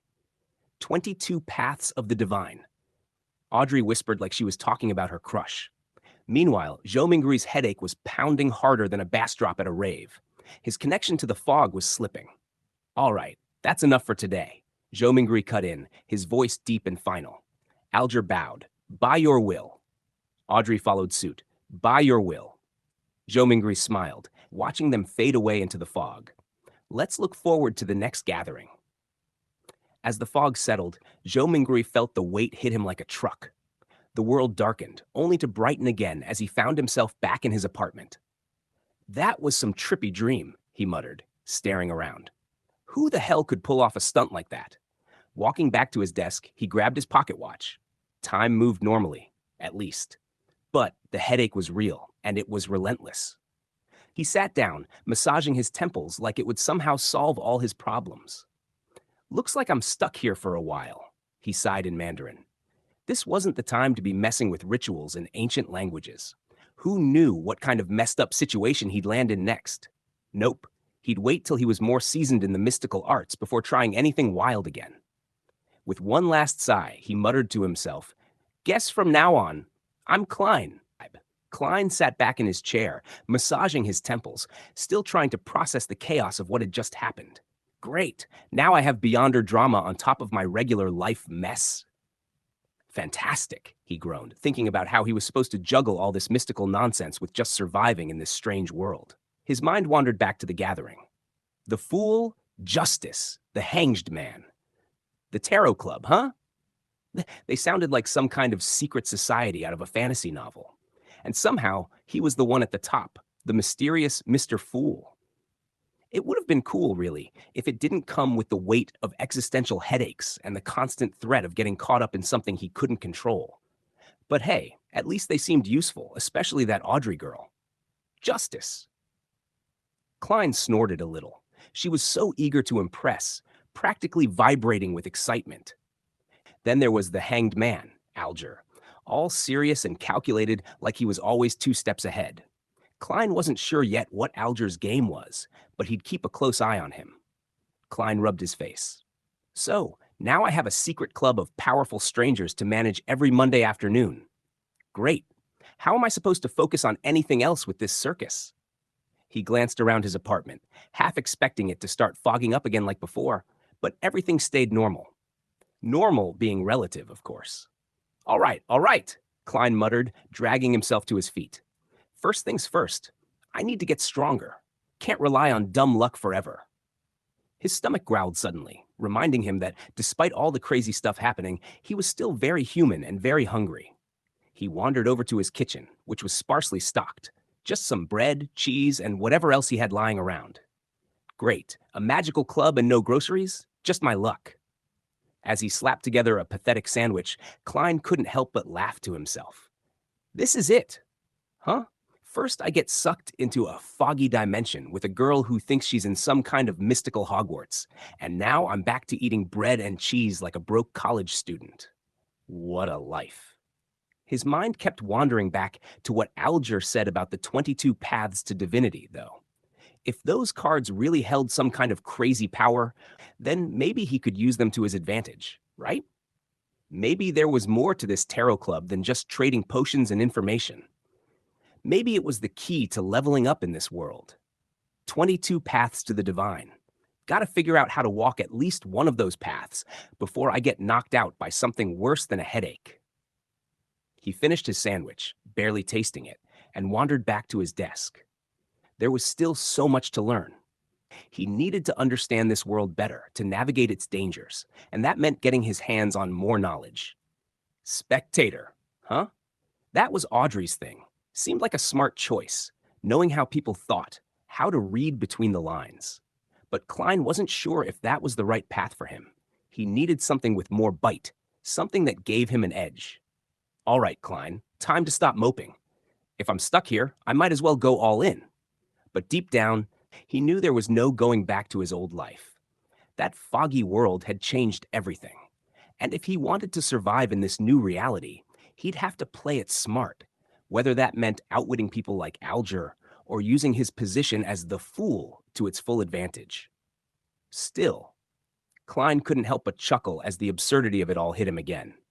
Guess I've officially upgraded from small-time detective to master of a secret mystical club. Not bad for a guy who used to spend his days chasing down cheating spouses and missing pets. What do you think? Should we keep it going? Chapter 8. A New Era with Adult Humor and Slang. Whoosh! The wind howled like it was straight out of a disaster movie. Waves slapped around the 3-mast sailboat like they had some personal beef with it.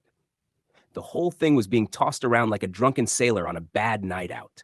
Alger Wilson's crimson eyes slowly returned to normal, and yep, he was still standing there, drenched on the deck. The weird glass bottle in his hand? Shattered. Just like his patience with this storm.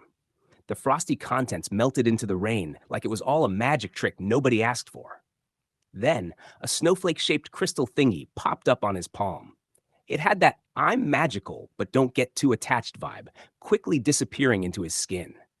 Alger stood there like he was contemplating life choices, not moving for a full 5 minutes. Eventually, he decided enough was enough and turned for the cabin. Just as he was about to step in, a dude with soft blonde hair appeared. This guy looked like he'd walked off a pirate-themed runway show, with his robe decorated with lightning patterns. Blondie gave Alger a nod, fist to chest. May the storm be with you. Alger mimicked the gesture, stone-faced as ever. May the storm be with you. No emotion, no nonsense. This guy was more stoic than your neighborhood security guard at 3 a.m. He entered the cabin and headed straight for the captain's quarters. Not a single sailor in sight. It was as quiet as a Netflix documentary on snails. The captain's cabin was cozy, soft brown carpet, bookshelves, wanks, and the kind of candlelit ambiance that screamed, "I'm too fancy for this life."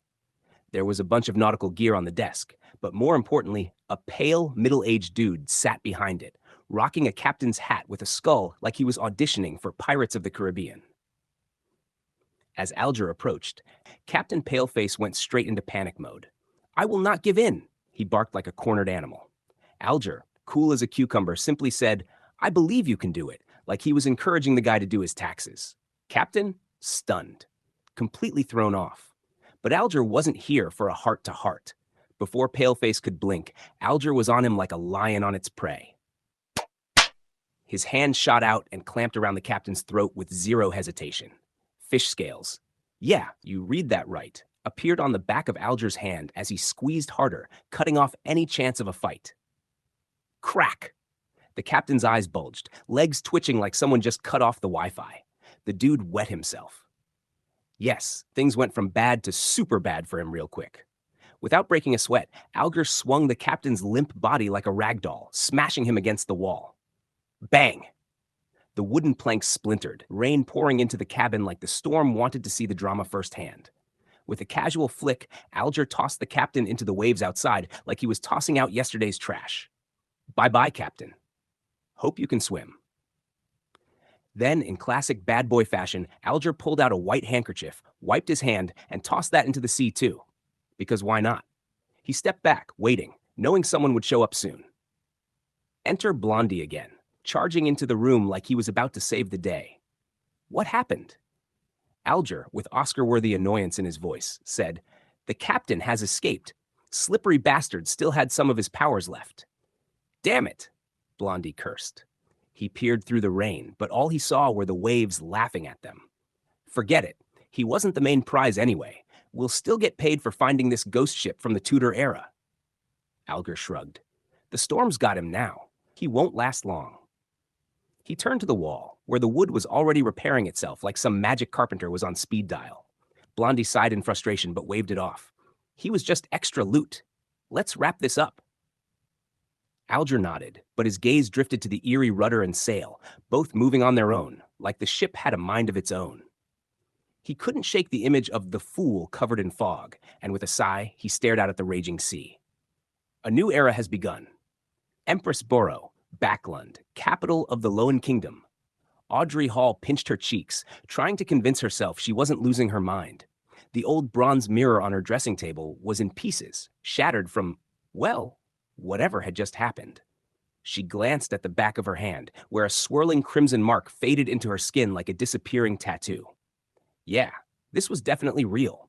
Her eyes sparkled, and with a grin, she suddenly stood up and twirled around her room. She was dancing. Specifically, the ancient elf dance, which was all the rage with the royals these days. And she looked damn good doing it too. Knock! Knock! The sound startled her mid-twirl. Who is it? Audrey quickly composed herself, smoothing her dress and standing with elegance. Gotta look proper after all. Her maidservant's voice came from the other side of the door. "My lady, may I come in? It's time to prepare for the ceremony." Audrey checked herself in the mirror, making sure her "I'm a perfect lady" smile was firmly in place. "Come in." Annie, her maidservant, walked in and immediately noticed the broken mirror. "Oh, it cracked." Audrey blinked innocently. "Oh, yes, Susie was in here causing chaos again." Susie, her beloved but totally chaotic golden retriever, had become her perfect scapegoat for moments like these.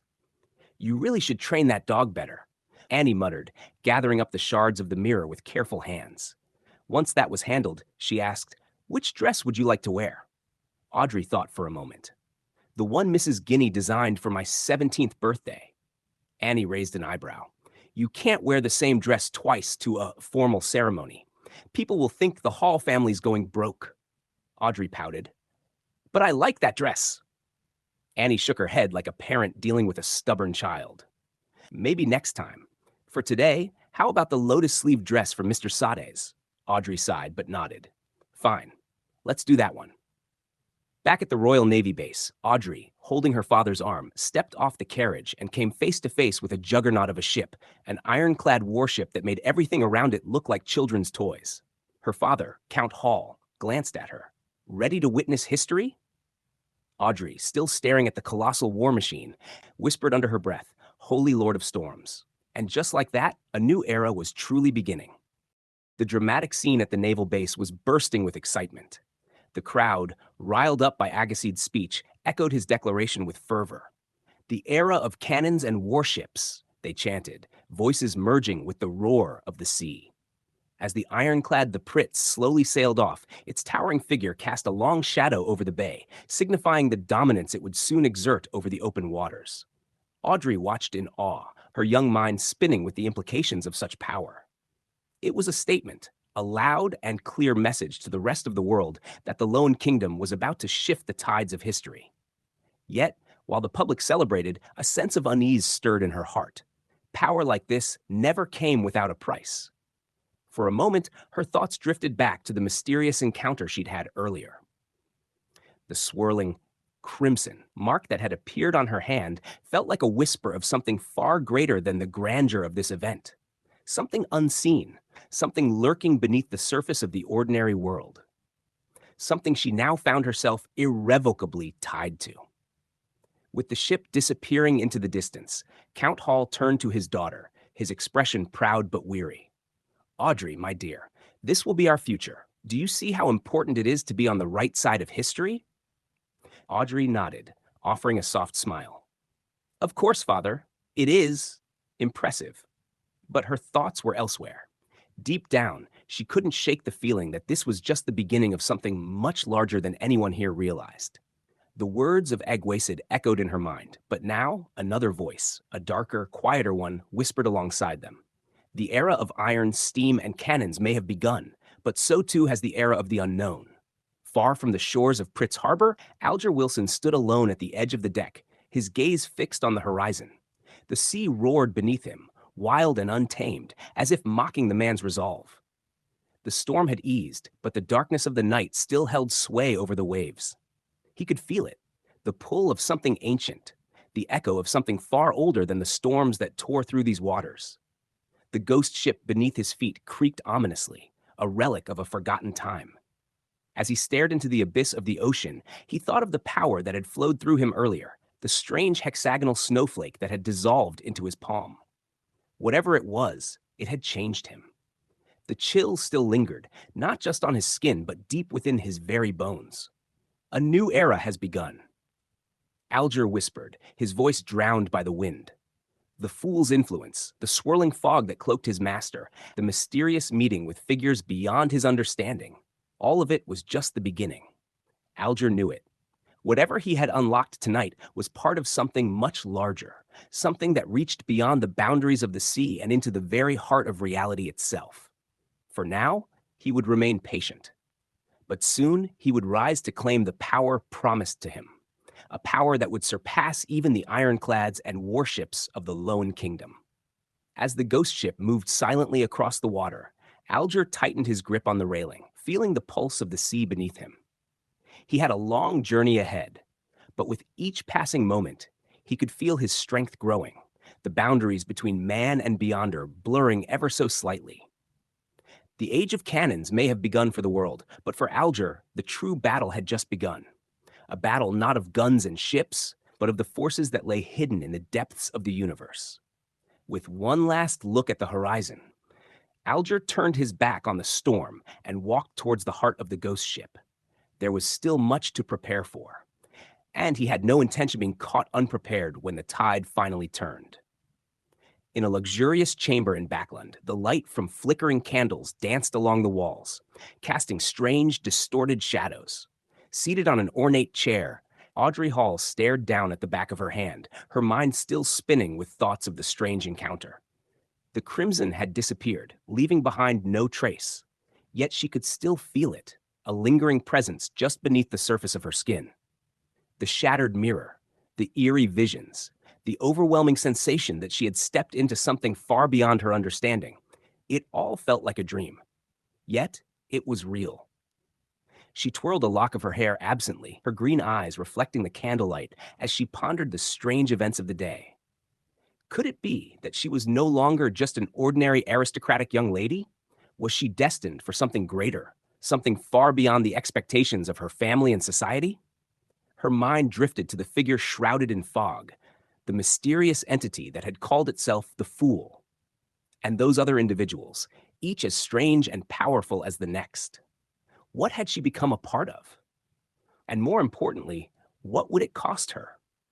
Audrey stood up, walking over to the window and gazing out at the city of Backlund. The lights of the capital shimmered in the distance, a symbol of power, wealth, and influence. Yet beneath that shimmering surface, there were secrets. Secrets that Audrey was now deeply entwined with. She touched her cheek gently, feeling the warmth of her own skin. No matter what happened next, she would have to be careful. This new era was full of possibilities, but also dangers. With a deep breath, Audrey turned away from the window. The time for reflection was over. A new era had begun, and she had a role to play. Whether as a pawn or as a player, only time would tell. For now, she would smile, curtsy, and play the part of the perfect daughter of Count Hall. But inside, she knew. Nothing would ever be the same again. Far from the grandeur of Backlund and the ghost ship of Alger Wilson, the world continued to turn. But in the shadows, in the depths of the sea and the dark corners of the city, forces far greater than any ironclad warship were stirring. The true new era had begun, and it was only a matter of time before everyone realized it. Chapter 9, The Notebook. After half an hour of rest, Joe Minguri, now viewing himself as Klein, finally recovered. Meanwhile, he noticed four black dots on the back of his hand, forming a little square, like the universe's way of saying, "Welcome to the Weird Club." These four black spots faded and disappeared quickly, but Klein knew they were still lurking in his body, biding their time like that creepy guy at the party who just won't leave. 4 spots forming a square? Does that mean I don't need to whip up snacks for my midnight rituals? Because if so, sign me up. Klein mused, trying to see the silver lining, but feeling more like he was headed for a horror movie. Sure, the dots seemed cool, but anything mysterious always had that something wicked this way comes vibe to it. The inexplicable Chinese divinations from Earth, the strange transmigration in his sleep, the murmurings that almost drove him batty during the ritual, and that trippy gray world, it all gave him the heebie-jeebies, even in the sweltering June heat. The oldest and strongest emotion of mankind is fear, and the oldest and strongest fear is the fear of the unknown. Great. Just what he needed, a reminder of his growing list of phobias. Inside him, there was this wild urge to dive into the mysterious realm, fueled by a burning curiosity, while a conflicting urge told him to just pretend nothing happened, like ignoring the bill collector at your door. Sunlight streamed through the window onto the desk, glittering like a golden promise. Klein stared at it, feeling as if he'd just struck gold at the casino. He relaxed for a second, but then fatigue hit him like a freight train. His eyelids felt like they were made of lead. He must have been exhausted from the sleepless night and the craziness he'd just faced. Shaking his head to clear the fuzziness, Klein pushed himself up with the desk's support and stumbled toward the double-decked bed, totally ignoring the rye bread chilling in the corners of the room. The moment he hit the bed, he was out like a light. Groan! Groan! Klein jolted awake, stomach growling like a beast. Opening his eyes, he felt refreshed. There's still a slight headache, he grumbled, rubbing his temples. I'm so hungry I could eat a horse, and not just any horse. I'm talking about a whole buffet here. He sat up, and after straightening his shirt like he was prepping for a first date, grabbed his silver vine leaf pocket watch. The pocket watch popped open, the second hand ticking away like it had a life of its own. 12:30. I slept for 3 hours. Not bad. He slid the pocket watch back into his shirt pocket while swallowing hard. On the northern continent, there were 24 hours in a day, but Klein wondered if time actually flowed the same here as on Earth. At that moment, mysticism, rituals, and the gray world were all forgotten. His mind was solely fixated on one thing: food. He'd saved the deep thinking for later. First, he needed to fuel up. Klein grabbed the loaves of rye bread from the corners, brushed off the dust like a guy pretending not to care, and decided to make one of them his lunch. With only 5 pence to his name, he thought, why not dig into the offerings? It's not like the bread was going to complain, right? Plus, back in his hometown, they had this tradition of eating the offerings. It was way better to be frugal than to be that guy who blows cash on takeout. Of course, the original Klein's memories and habits played a role here too.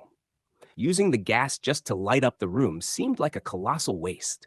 So Klein grabbed a furnace and lit up some coal to boil water, like he was a mad scientist waiting for an experiment to bubble over. Anyone would choke on those loaves of rye bread without water. Yikes. Life with meat only for dinner is going to be a nightmare.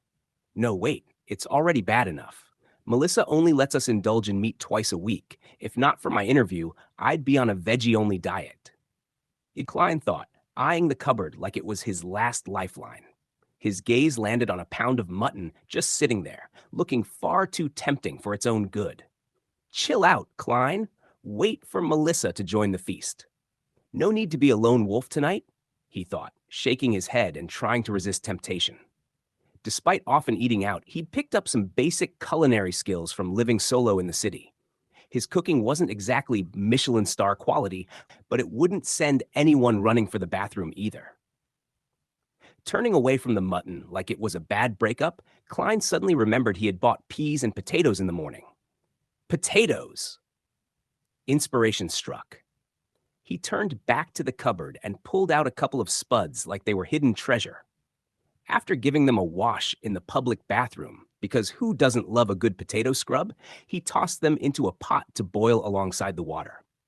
A few minutes later, he tossed in some coarse yellow salt he found in the cupboard, because hey, a little seasoning never hurt anyone. After patiently waiting, he poured the soup into a few cups and a bowl, lifted the potatoes out with a fork, and placed them on the desk like a proud chef. He blew on the potato, peeling it bit by bit like it was a treasure map. The smell wafting through the air was mouthwatering. He was practically drooling, and the heat of the potatoes couldn't stop him. Klein took a bite, half the potato still unpeeled. How fragrant! It had that powdery texture and a sweet flavor that made his taste buds do a happy dance. In no time, he devoured the 2 potatoes and even munched on some of the skin like it was gourmet chips. Then he raised the bowl and slurped the soup, the pinch of salt making it just right. Oh man, I loved eating potatoes this way when I was a kid, Klein thought, content as he tore off a small piece of bread and dipped it into the soup to soak it up. Maybe the ritual had been too tiring because he polished off 2 loaves of bread, which added up to a pound, like a champ. Feeling rejuvenated, Klein relished the joy of life as he finished his meal and savored the sun streaming through the window. Settling back at the desk, he began to plot his next move. I can't run from this. I need a game plan to dive into the mysticism and become a beyonder, just like Justice and the Hanged Man suggested. I have to conquer the fear of the unknown. The next gathering is in 4 days. I'll have to listen closely for the formula of the spectator potion or anything else tied to the mysticism. There are still unanswered questions about Klein. Why did he off himself? What led to that? Unable to wash his hands of the original Klein's mess, he picked up the notebook that lay on the table. It was time to uncover the clues to his lost memories. The original Klein was clearly a note-taking enthusiast who also had a penchant for writing diaries. Klein was fully aware that the cabinet supporting the desk on the right was home to a whole stack of notebooks, just waiting for him to delve into. The book he had begun on the 10th of May started with school matters, his mentor, and knowledge bits. 12th May, Mr. Ozick mentioned that the common language used by the Balam Empire in the southern continent evolved from ancient Fasak, a branch of Jotun. What gives? Does that mean every living being once shared a language? Nah, something's off here. According to the Revelation of Evernight and the Book of Storms, giants weren't the only big shots back in the day. There were also elves, mutants, and dragons. Just legends, though, right? 16th May, Senior Associate Professor Cohen and Mr. Azik had a chat about the inevitability of the Age of Steam. Mr. Azik thinks it's just a fluke, arguing that if Emperor Roselle hadn't stepped in, we'd still be swinging swords like the southern continent. Mentor disagrees, saying Mr. Azik is overrating individual contributions. He believes that progress was inevitable, even without Emperor Roselle. Maybe it would have been Emperor Robert instead. So, the age of steam might have been delayed, but was always on the horizon. Honestly, I couldn't care less about their philosophical bickering. I'm all about digging up the past and uncovering secrets. Maybe archaeology is my true calling? 29th May. Welch dropped by and told me he scored a notebook from the Fourth Epoch. Oh my goddess! A notebook from the Fourth Epoch. He didn't want to ask the archaeology students for help, so he hit me and Naya up instead. How could I say no? Of course, I'll have to wait until after my graduation defense. Can't afford distractions right now. This part caught Klein's attention. The notebook from the Fourth Epoch was way more intriguing than those boring history debates. This might just be the key to Klein's demise. The Fourth Epoch was the era before the present Iron Age. Klein's heart raced at the sound of the knocking. He quickly scanned the room, noting the dim light filtering through the curtains and the remnants of his meal scattered across the desk. The atmosphere was thick with unease as he tried to gather his thoughts. Who could it be? He muttered to himself, instinctively leaning closer to the door to listen. The knocking was insistent, echoing off the walls like a drumbeat. Knock! Knock! Maybe it's Melissa, he considered, though she usually would have called out his name before knocking. He hesitated, then decided he couldn't ignore it. Curiosity and a bit of apprehension got the better of him. He approached the door cautiously, peering through the peephole. What greeted him on the other side was a figure wrapped in a long, dark coat, their features obscured by the shadow of a wide-brimmed hat. Klein's heart thudded in his chest. Who is it? He called out, trying to keep his voice steady. Open up, Klein. It's important, came the muffled reply. The voice was familiar yet strained, sending a jolt of recognition through him. It was Welch. With a deep breath, Klein turned the latch and opened the door, revealing Welch's anxious face. Welch, what's going on? Klein asked, stepping aside to let him in. As Welch hurried inside, he glanced around the room, his expression shifting from urgency to concern. I hope I'm not interrupting anything, but we need to talk. It's about the notebook. Klein's stomach dropped. What happened? Did you find something else? Welch ran a hand through his hair, his brow furrowing. More than we bargained for. There's a theory brewing, and it involves the Antigonus family, the Dark Emperor, and something called the Evernight. Klein's mind raced. The Evernight? That's the nation the notebook mentioned. What do you mean, a theory? Welch sighed heavily, moving to sit at the desk, his gaze intense. After you left, I and Naya dug deeper into the deciphered pages. We found references to a cult, one that worships the Dark Emperor. It's believed they're trying to summon him back. Klein leaned in, intrigued and alarmed. Summon him? But isn't that just a myth? What evidence do you have? Welch pulled out a tattered sheet of paper from his coat pocket, slapping it onto the desk. We discovered a symbol, a sigil, mentioned repeatedly throughout the notebook. It matches one found in ruins across the southern continent.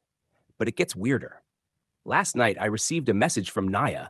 She's been followed since she began decoding. Someone doesn't want this knowledge out. Klein felt a chill run down his spine. Followed by whom? I don't know, Welch admitted, voice low. But the implication is clear. Someone is willing to kill to protect the secrets of the Antigonus family and their connection to the Dark Emperor. Klein's mind raced. The urgency of the situation was overwhelming. What do? We can't just sit here. Welch nodded. We need to find Naya. She's been trying to meet up at the cafe near the university, but if she's in danger, I think we should go now. Klein hesitated. The weight of the earlier ritual and the fear of the unknown pressed on him, but he couldn't ignore the risk to his friend. Okay, let's go, but we need to be careful. They moved quickly, Welch leading the way down the narrow hallway. As they descended the creaking stairs, Klein couldn't shake the feeling of being watched, as if shadows lingered just beyond his vision. Once outside, the bright sun felt surreal against the tension building within him. They made their way towards the cafe, their pace quickening as they navigated through the bustling streets.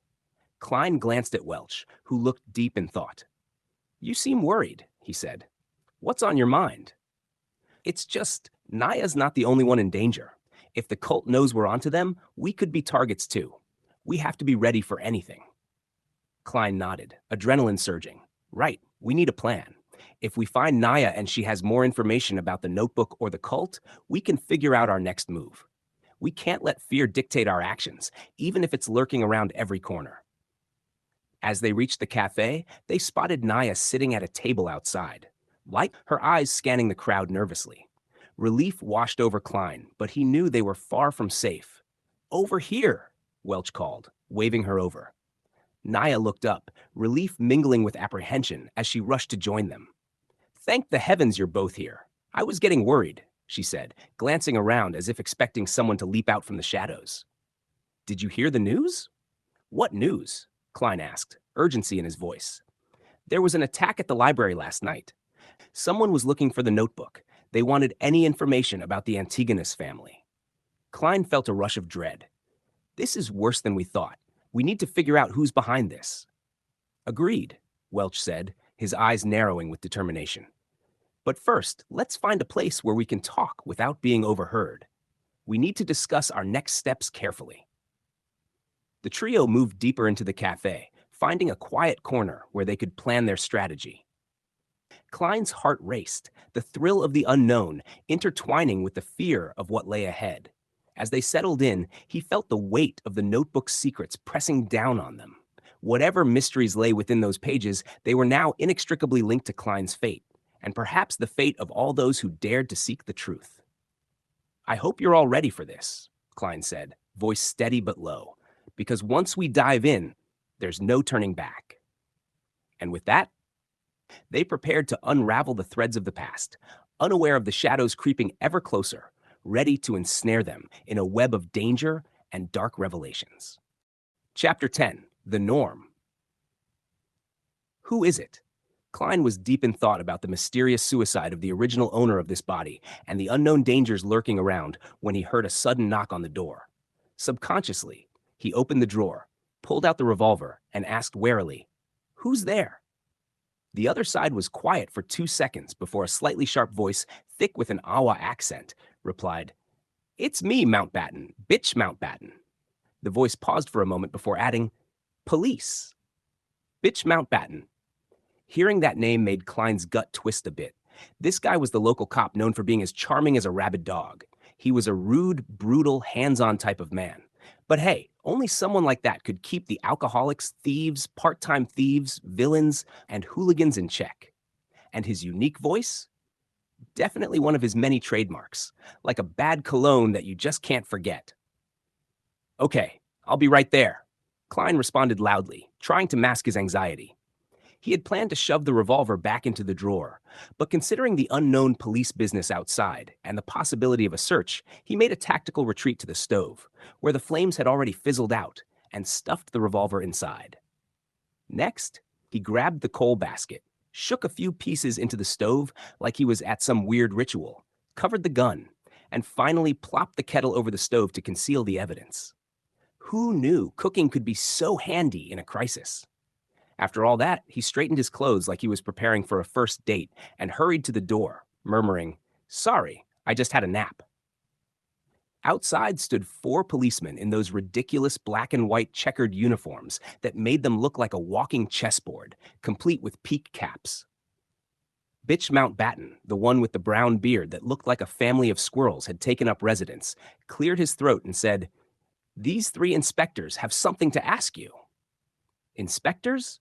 Klein shot a glance at the shoulder badges of the other 3 and found that 2 of them had 3 silver hexagons, while one had 2, way more than Bitch Mountbatten's measly 3 chevrons.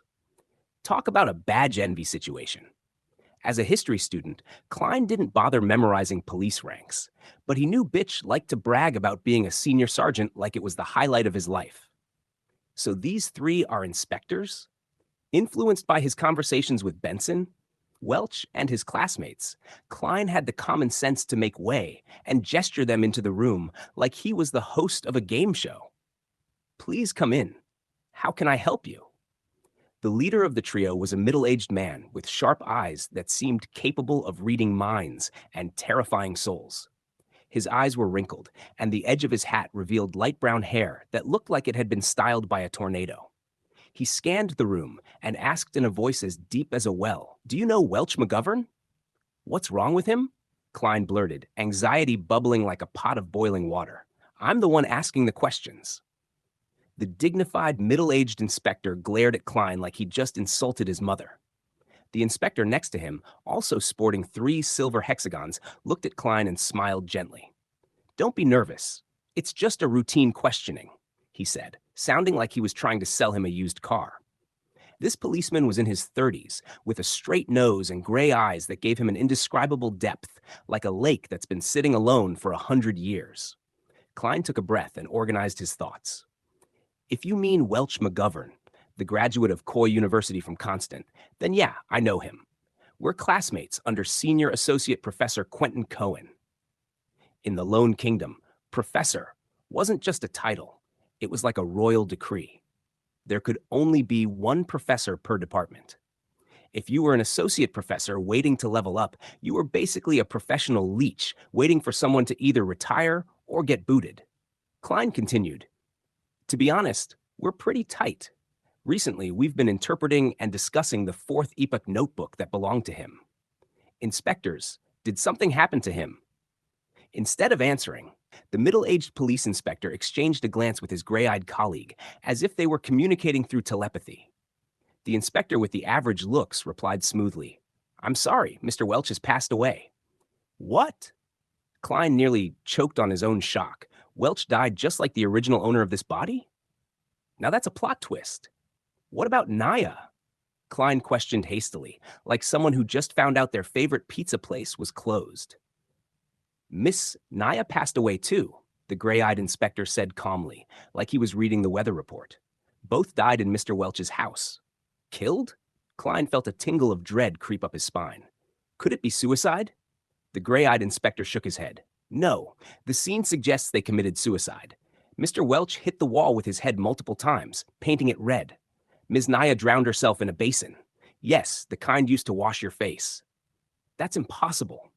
Klein's hair stood on end as he envisioned the bizarre scene. A girl kneeling on a chair, burying her face into a basin of water, her soft brown hair drifting in the wind, but her body as motionless as a mannequin in a thrift shop. Welch on the ground, staring up at the ceiling like he was auditioning for a horror movie, his forehead a complete blood-mangled mess, the wall dripping with evidence of his demise. The gray-eyed inspector continued, "We believe so too, but the autopsy results and the situation at the scene exclude factors like drugs or outside interference. They, Mr. Welch and Ms. Naya, showed no signs of struggle." Before Klein could gather his thoughts, the inspector stepped into the room and asked casually, "When was the last time you saw Mr. Welch or Miss Naya?" As he spoke, he gestured with his eyes to his colleague with 2 silver hexagons, who looked like he belonged in a poet's cafe. Klein thought for a moment and replied, "Should be June 26th. We were reading a new chapter in the notes. Then I went home to prep for my interview on June 30th. The interview was for the history department of Tingen University." Tingen was the city of universities, where students roamed like caffeine-fueled zombies. It boasted 2 universities, Tingen and Coy, along with technical schools, law colleges, and business colleges. It was second only to Backlund, the capital, like the sidekick in a buddy cop movie. As he finished, he noticed the young police inspector wandering toward his desk, eyeing his notes that resembled a diary. "Damn! I forgot to hide that!" "Hey!" Klein shouted, panic rising like dough in the oven. The young inspector just smiled back, flipping through the notes while the gray-eyed inspector said, "This is a necessary procedure." At this moment, Bitch Mountbatten and the dignified middle-aged inspectors stood by, watching like spectators at a circus. "Where are your search warrants?" Klein almost wanted to ask, but the judicial system of the Lowen Kingdom didn't seem to have such a thing. At least, he wasn't aware of one. Back when the original owner of this body was a kid, they were still calling them public security officers. Klein couldn't stop the young inspector from flipping through his notes, but the gray-eyed inspector didn't ask any questions. "What is this strange thing?" The young police inspector turned to the end of the notes and suddenly asked, "And what does this mean?" Everyone will die, including me. Isn't it common sense that everyone dies except for deities? Klein prepared to quibble, but suddenly remembered he wanted to connect with the police for future safety. Now he had no excuses. In less than a second, he made a decision.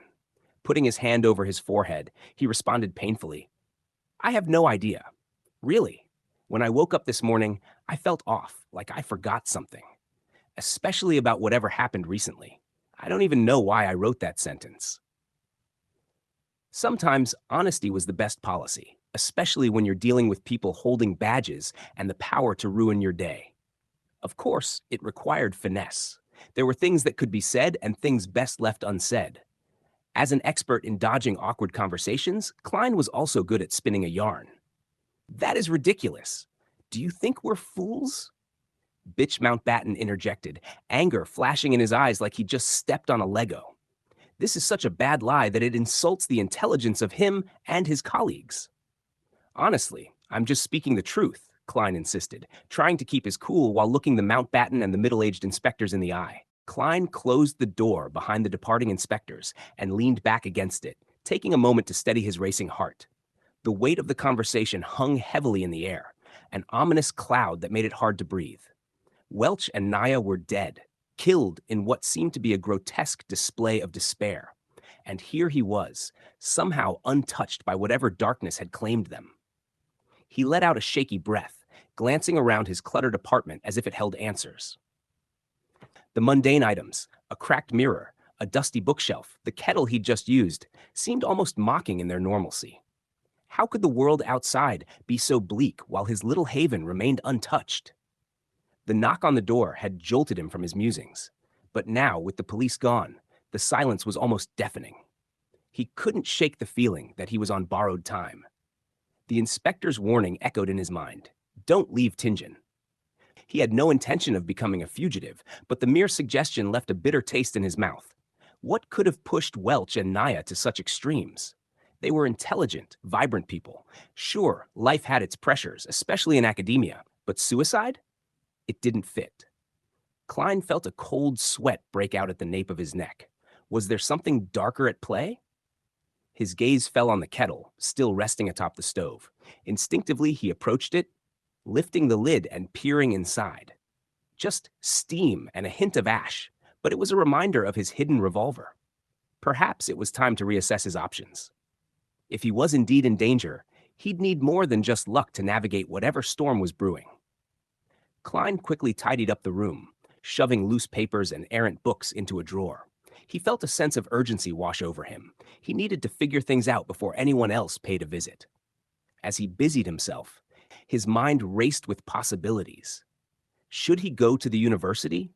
He had connections there, professors and classmates who might know more about what had happened. But that could also be risky. What if someone was watching him? He needed to find out if there were more details regarding Welch and Naya's deaths. If they had committed suicide, maybe there were signs he hadn't noticed. A lingering thought nagged at him. Why did they both choose to end it at the same time? That wasn't normal, even for a suicide pact. After several minutes of pacing and contemplating, Klein made a decision. He would head to the library and look up anything he could about the Fourth Epoch notebook they had been studying. Maybe there was something in the notes that would shed light on their mental states leading up to their deaths. With that thought solidifying in his mind, he quickly grabbed his coat, making sure to cover the stove once more, concealing the revolver beneath the coal. He needed to leave his apartment, but his nerves prickled with every step he took towards the door. As he stepped outside, the sunlight hit him like a shockwave, but he welcomed it.